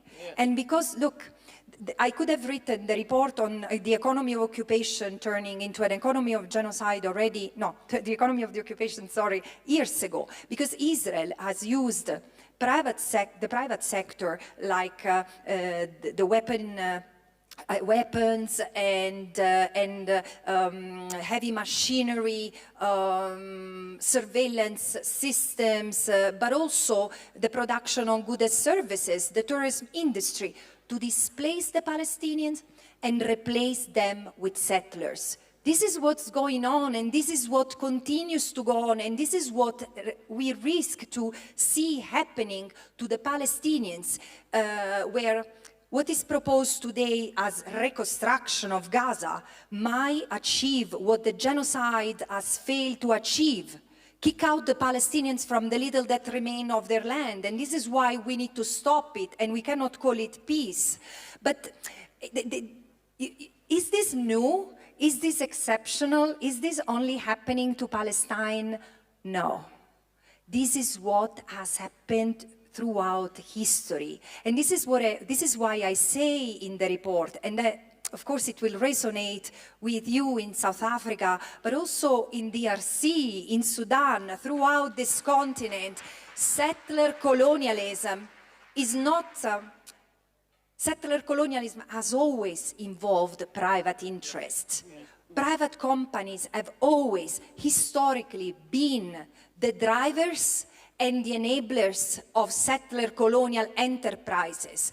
And while colonial powers might have left, they don't have any longer boots on the ground here. The exploitation, the structure, the deep entrenched structure of exploitation continues through the businesses, through the multinationals. And this is what we have to stand against today. For Palestine, inside our own system, in Europe, and here in South Africa. I want to ask, before we go into multilateralism, I do want you to share the South African perspective on this. The need to build ethical business practices. We know the history of South Africa, the riches built on the back of black laborers, the mining industry. It is not just in South Africa, in Zambia as well it is happening. You mentioned the DRC and the UAE in Sudan, owning the country's wealth. That comes also with environmental degradation, displacement, you name it. What can you share with the world about South Africa's experience here and the need to imagine and create new economic pathways that do not repeat historical injustices? Well, on economic transformation and broad benefit, we have failed dismally as South Africa. You heard that, right? So this is a reality which is very painful, but I think that part of the reason lies in the fact that those who own the means of wealth were and are not ready to share it with those who were dispossessed. And this is a problem. Often when we express displeasure at this lack of progress, we express the displeasure toward the government and not toward the rapacious private sector. We need to turn closer attention to the private sector and the lack of responsiveness to the demands for economic transformation. This is something we're not doing, and I think much more attention should be given to it. So out of the South African experience, I think those who will become free, because I believe Palestinians will achieve freedom, those who will become free must learn from our experiences and the errors that we committed on achieving freedom, and identify the gaps and ensure that they address them and don't allow themselves to become the tool of the wealthy. Develop a system where there's greater sharing of economic opportunity. Okay, let's get to the theme then of the international system of multilateralism and international law altogether. International law, I'll start with you, Ms. Albanese. International laws were designed to prevent these mass atrocities, these genocides, economic oppression. But we're living in a world where we have seen that international law has become optional. The powerful and those who wrote some of the rules can decide whether to adhere to them or not. Some benefit from oppressing those who don't have the same economic and military might. You have called Gaza the shame of our time. And there is another quote that is attributed to you. If you didn't say it, I apologize in advance, that Gaza is a graveside for international law. Is international law dead? I don't think I said that. Okay. I think it's the Secretary General of the United Nations, and with all due respect, I beg to disagree as of yet. Because, first of all, I think that the post-World War II multilateral order was somewhat the birthchild of grief and regret.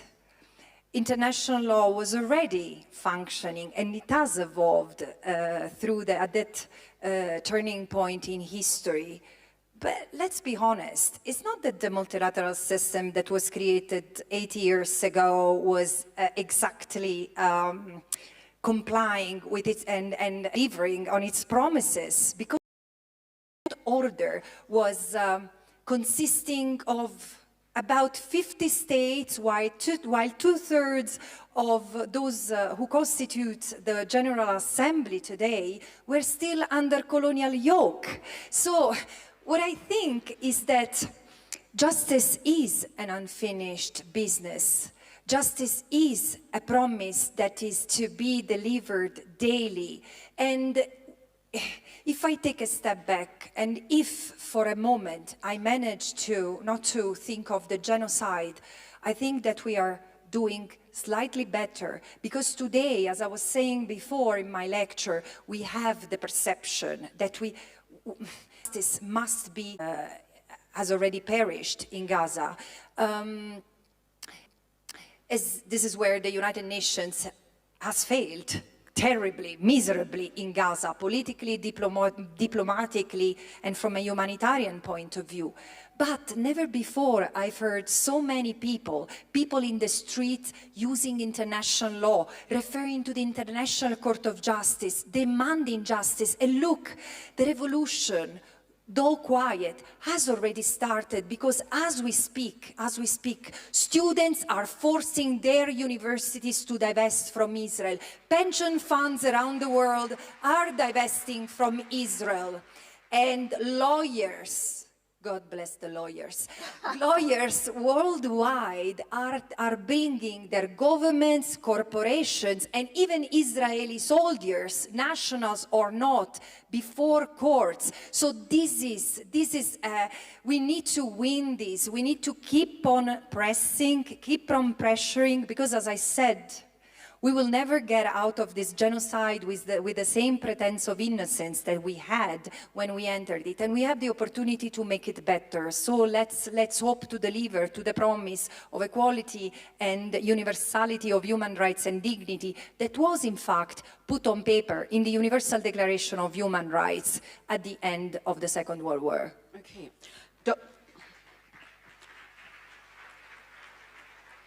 Dr. Pando, I want your thoughts here as well on international law, especially as one sees the cynicism that sets in, the impatience because of this horror, the wheels of justice just moving slowly and slowly, and those who ought to be held accountable not being held accountable. Does international law still matter? Absolutely. I believe it's extremely important. I know it sounds very revolutionary to say that international law should be kicked out of the window. But for the poor, the vulnerable, and the victim, international law is important. And let us not fail to acknowledge that the protections of the treaties and conventions drafted post-Second World War have helped us to avoid a world war for 80 years. So let's not be too quick to throw the baby out with the bathwater. I do believe there is urgent need for reform of the United Nations, particularly the Security Council. Its original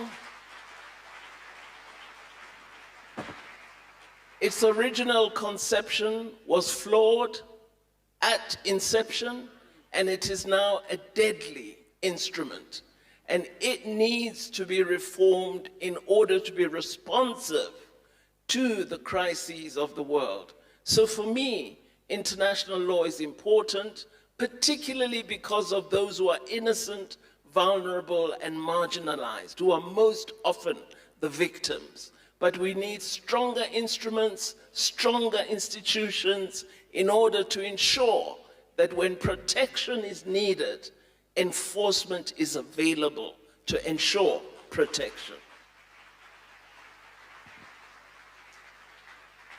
If you don't mind me staying with you on this matter of the United Nations and reform of the Security Council, multilateralism was meant to level the playing fields, yet we see, whether we're talking global trade and technology regimes, those have deepened inequality. The reform of the UN Security continues to be elusive. The Bretton Woods institutions are criticized for not being fit for purpose, especially for poorer nations. The debt that hangs like an albatross around Africa's neck, and the criticism that multilateral institutions continue to reflect the same power structures of the 1940s. The reason I'm staying with you on this is that I remember during the presidency of Thabo Mbeki, together with his Nigerian counterpart, Olusegun Obasanjo, in the time of the late Kofi Annan, it looked as if Africa was close to some sort of meaningful reform of the UN Security Council, of the United Nations itself. But we seem to have regressed, and there are no loud voices calling for this in a meaningful way. Where are we, and what does this reform look like practically? Well, we have put forward an African position on this question, a Zuluini consensus as you know it. I do think even that consensus requires a rethinking. We do have a range of proposals on reform of the United Nations. And I think, as I said, in particular, the Security Council, but also the decision-making role and impact of the General Assembly. So there's much to be done. But I fully agree with you that some of the practice of international law and its standing in the globe has been harmed by double standards of the most powerful countries in the world, who respect international law when it suits their agenda and do not respect it when their agenda is not advanced. So they will support the prosecutor of the ICC if he's acting against Rwandese who committed war crimes. But when it is against the Prime Minister of Israel and his ministers, they will not support the prosecutor. This is double standard. And what we need is an equitable approach to all international law. every perpetrator, wherever they may be, they must face the might of international law, no matter who they are. So our world needs to change. And we do have, I think, a problem of the implementation of international law through the vision of a double standard rather than a world in which all humanity should enjoy protection.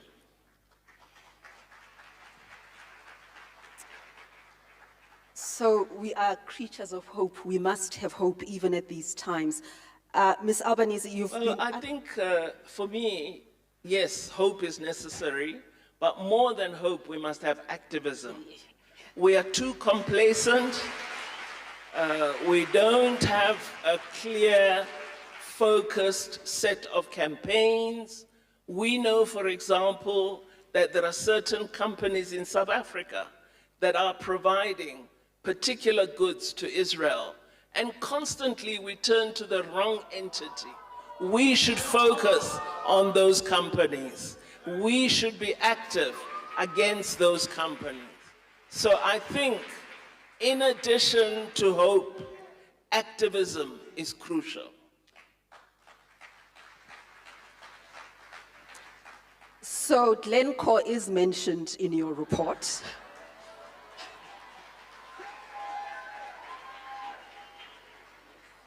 It's in the report. I didn't write it. I guess where I was going with the hope question was that you were unequivocal with the United Nations and where it has failed. Observing the votes at the UNGA, a couple of years ago, you wouldn't get even the US's traditional allies, Israel's traditional allies, like the UK and France, voting against on any matter related to Israel. In June 2025, the UNGA adopted a resolution demanding an immediate and unconditional and permanent ceasefire. 149 countries for, 12 against. September 2025, just last month, the UNGA endorsed the New York Declaration. Again, it outlines tangible steps towards a two-state solution. 142 in favor, 10 abstained, 10 voted against. Those are the numbers. But here, even at the UNGA, can we see the isolation of the US or Israel? Is that beginning to emerge, where the voting patterns are not reflecting what they historically used to reflect? Can we work with that? Can we start something with that?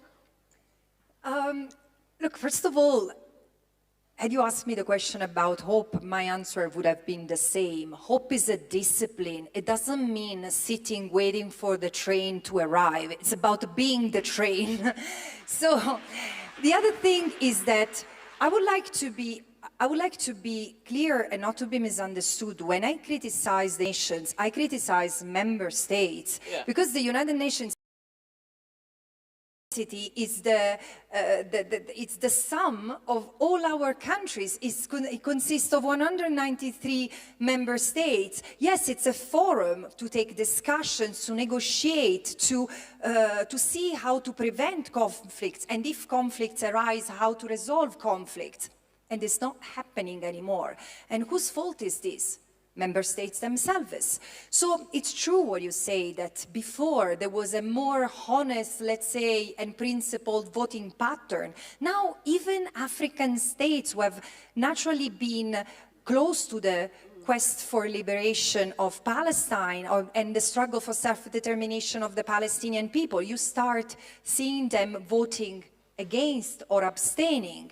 And I think it's because before there was this tendency, let's pass the vote. This is as good as we can be. In any case, we are going to violate these resolutions, right? The moment the global community started to seek accountability, protesting against their governments, then things started to change. And so we can...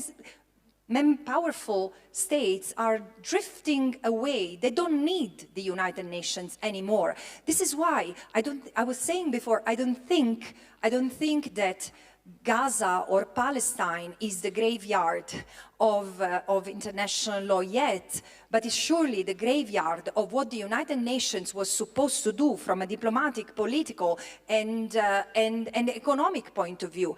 But there is still a possibility to succeed.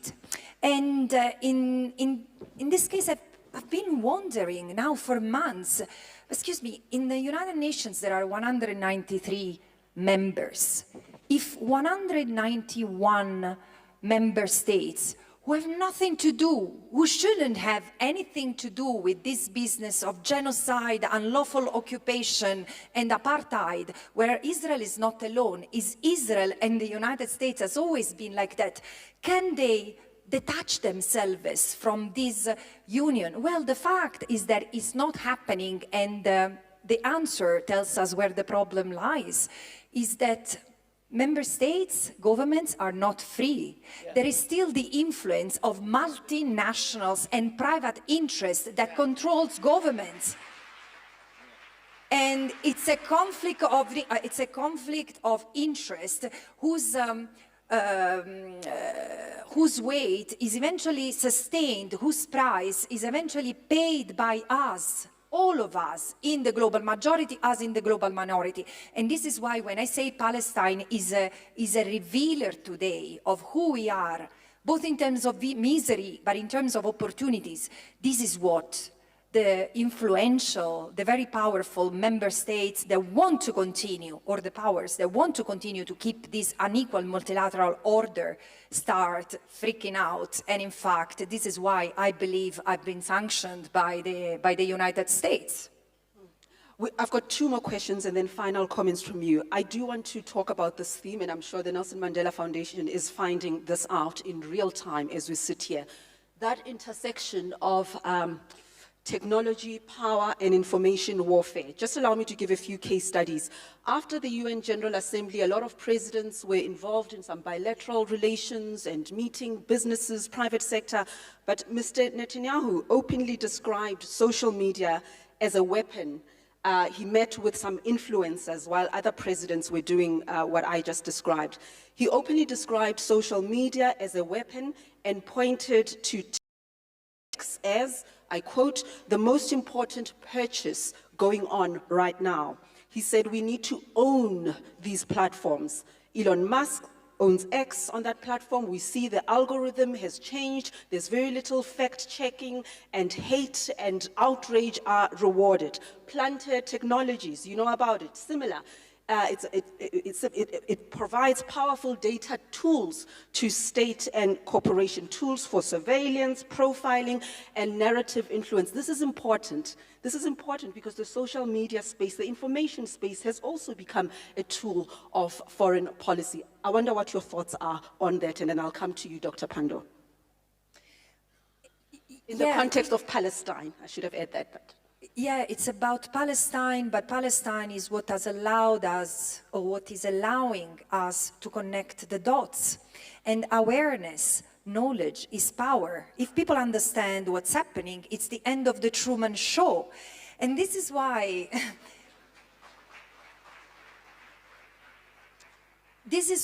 we see today what has been ongoing, at least successfully for 30 years. Because until the 90s, Palestine and South Africa in particular would appear in, not just in the UN literature, but also in the public discourse, including in the global minority, as two cases connected of unfinished colonialism. And then, as of the 90s, at least for what concerns Palestine, the discourse has changed. And this is where the war of narratives has become one of the extreme. And Israel has understood that in order to maintain hegemony, had to control the narrative, cultural hegemony. And this is why so much effort is put today on controlling the algorithms, because the control of the media, the traditional media, or the control exerted over universities doesn't suffice anymore. So we are still there, where the production of knowledge is a carrier and is a tool of epistemic violence, because the Palestinians, I keep on saying, having been one of the observers of what has happened to them, the Palestinians have been brutalized, not just through the violence of the oppression on the ground, but also because they have been killed, they have been smeared, they have been blamed, and they have been smeared, accused through the false portrayal of them as being the cause of the problem. And this has happened because of the control of the narrative. And today, of course, we need to keep on maintaining that narrative. We need to keep on using that epistemic violence. And because there is a critical moment of where social media have been a vehicle of conscientization, now even that is to be acquired and seized. Dr. Panda, you can speak to any of these themes, but I do want to ask you about the Arab nations themselves. In this crisis, we hear the word normalizing of relations between the Saudis and Israel. Donald Trump was in Riyadh and he was warmly received. Qatar has offered him a jet. We know that Israel attacked the leadership of Hamas on Qatar soil, but America was asked to be a mediator of some sort and ask Netanyahu to apologize. So there are these relationships that are emerging between the United States and some of these nations. What does that mean? Is the Arab nations using their economic leverage and their new proximity, if I may call it that, to help solve this crisis? No, they're not. I mean, they could have done so much to help the Palestinian people to achieve freedom. And instead of striving for freedom and justice, they've just made friends with the most criminal elements in the world. And it's a sad, sad day. I think that we need, as I said earlier, to be more organized. I think we need to, you asked earlier, what needs to be done. I think the Palestinian people need to form a very strong political force, like the liberation movements we had here in South Africa. They need to ensure that they link in with the international solidarity movement, which is us as part of it, and the rest of the world as part of a global international solidarity movement. We must use our strength here and all over with that movement to push for the freedom of Palestinians. Without that, their neighbors are not going to help them. It's us in the global solidarity movement who will make the difference. And I think, for me, it's really tragic. Having been a refugee in Lesotho and Botswana, I'm astounded that those countries, small as they were then, gave us refuge and support, not entirely, but very strong and clear support for the liberation movements. And Palestine, with very wealthy, powerful economies as their neighbors, are not getting what we got. It's tragic.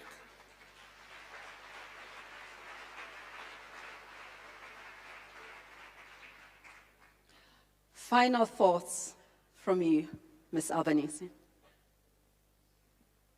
Oof. Look, I think that is not going to be easy. It's not going to be easy because we live in a world where injustice has become widespread more than we realize.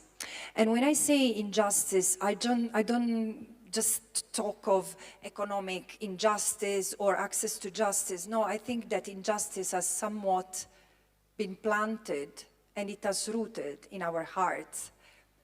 As I was listening to this last comment, Dr. Pandor, as you were a refugee in neighboring countries, I think of how unfair is that now there are migrants from these countries, from the neighboring countries in South Africa, and they experience a different fate. And this is the thing, I mean,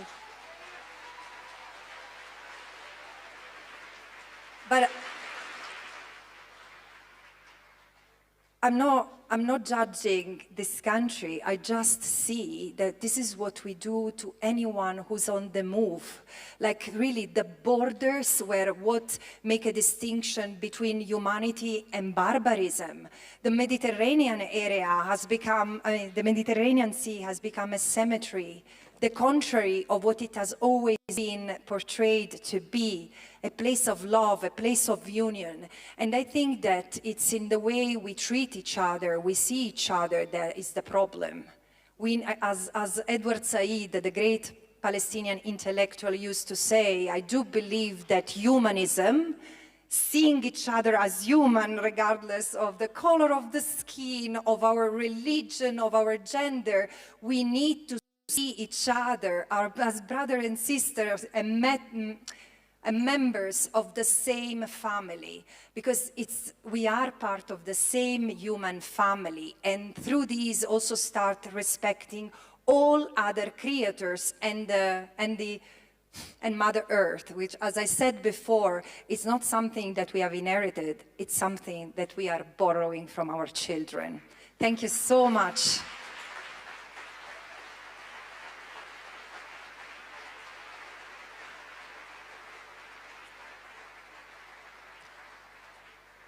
That brings us to the end of our conversation. You've been a wonderful audience. Thank you very much.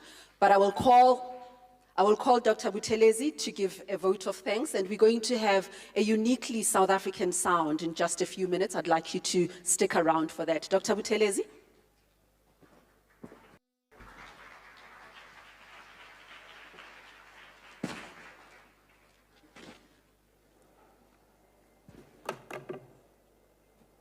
I hope you have been challenged, moved, and provoked as much as I have been by this lecture. Please join me again in thanking Ms. Francesca Albanese, Dr. Naledi Lindo, and of course, our inimitable Ridi Chabi. Thank you. Thank you.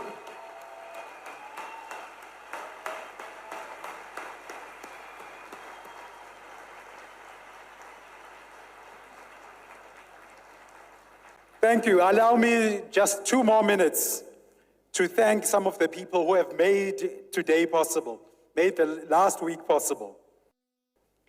Thank you to the United Nations Country Office, the University of the Witwatersrand, Vision Tactical, B&B Media, Gift of the Givers, various members of the Muslim community, Vodacom, South Africa, Mahindra, Southern Sun, our media partners, SAFM and the Mail and Guardian, and lastly, the following organizations that have partnered with us on various roundtables: the Jewish Democratic Initiative,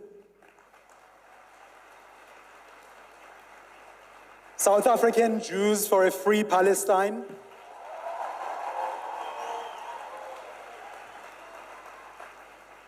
the South African Council of Churches, the Evangelical Alliance of South Africa, Salam Media, the Department of International Relations and Cooperation, Boycott, Divest and Sanctions, BDS, South Africa,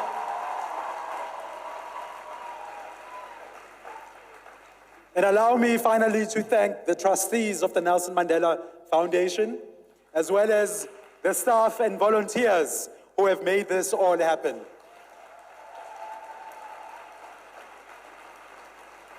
And finally, the South African sound that Redi talked about.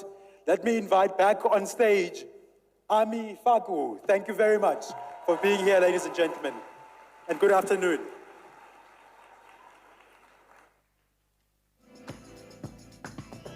Setting up, do you want me to sing or you're fine with the silence? Thank you.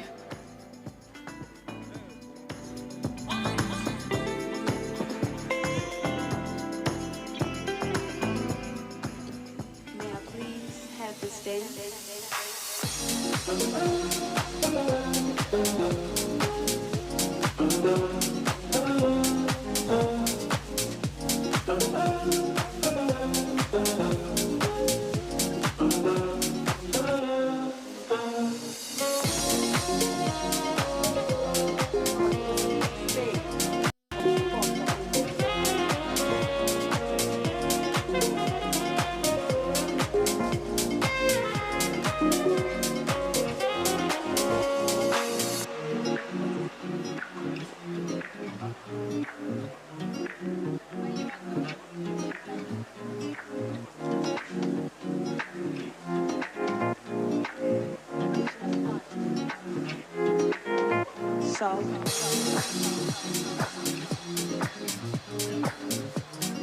May I please have this dance? This is where opportunity meets chance, where purpose meets a plan.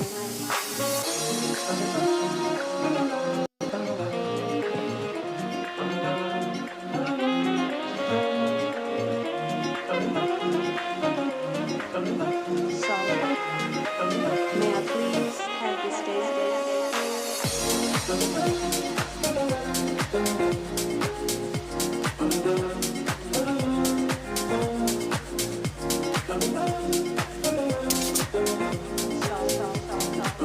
May I please have this dance?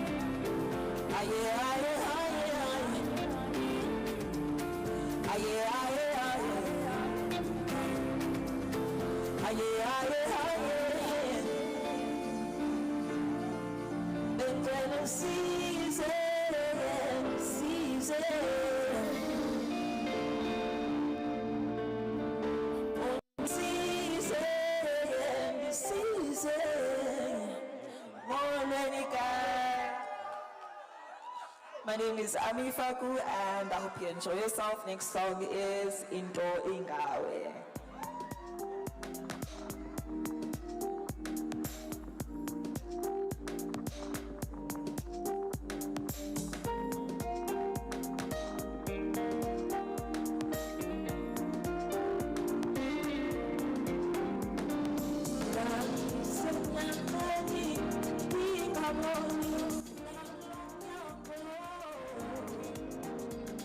Baba,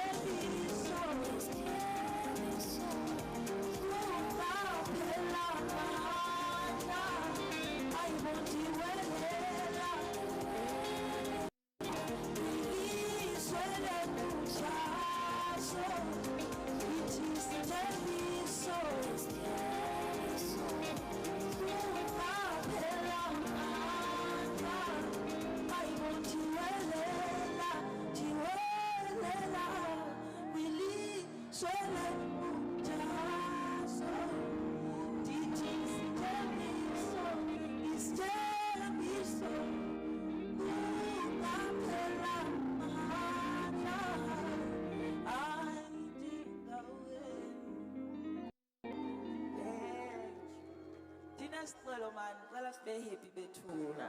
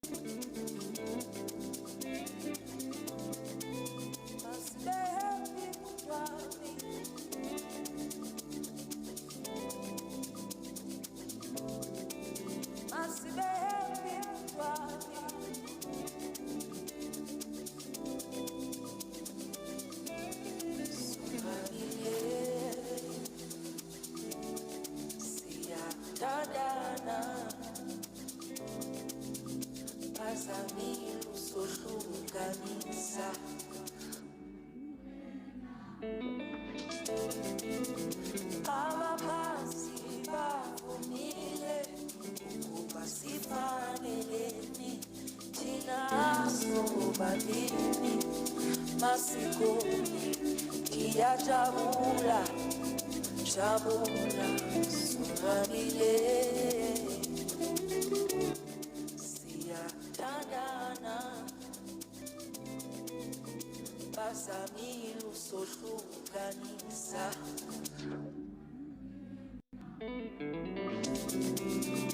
Abaphasi bavumile ukuba sifanelene. Sobabini masikunye tiyajabula jabula sa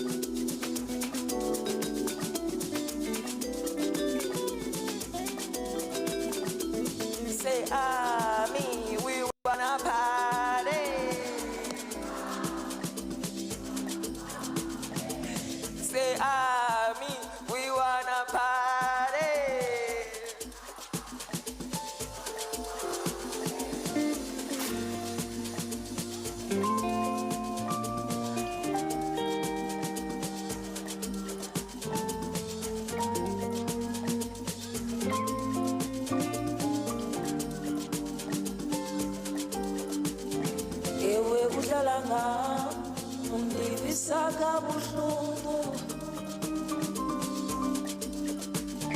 lendlela uphethe ngayo uvusabalele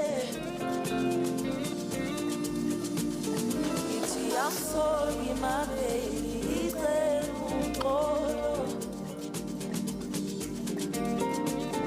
ikuxolele my baby you didn't mean it Disatanda now I'm sorry my baby icela uxolo I'm so sorry now ikuxolele my baby you didn't mean it Disatanda now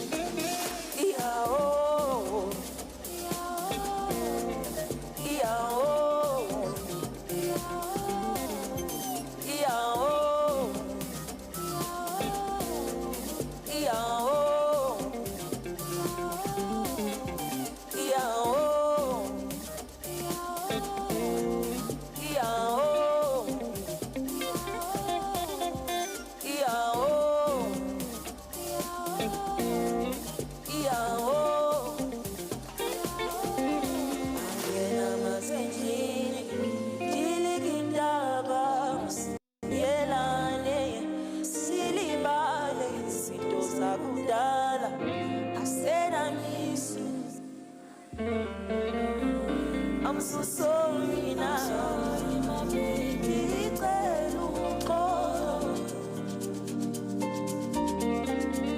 Tikuxolele my baby, you didn't mean it. Disatanda now. I'm sorry my baby, icela uxolo. I'm so sorry now. Tikuxolele my baby, you didn't mean it. Disatanda now.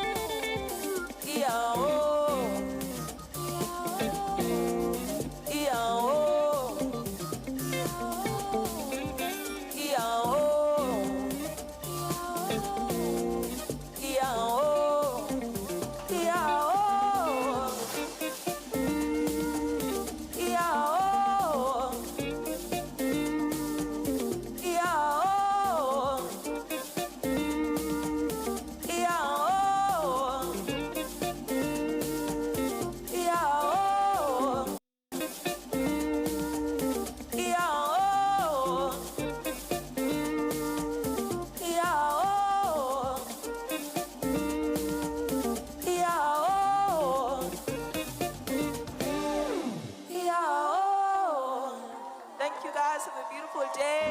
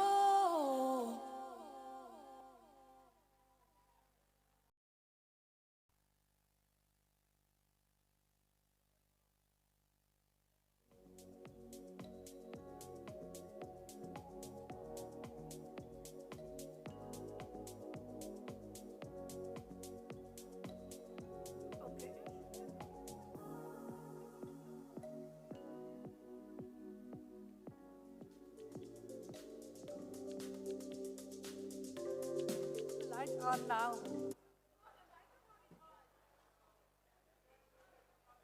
Is the microphone on? Yeah.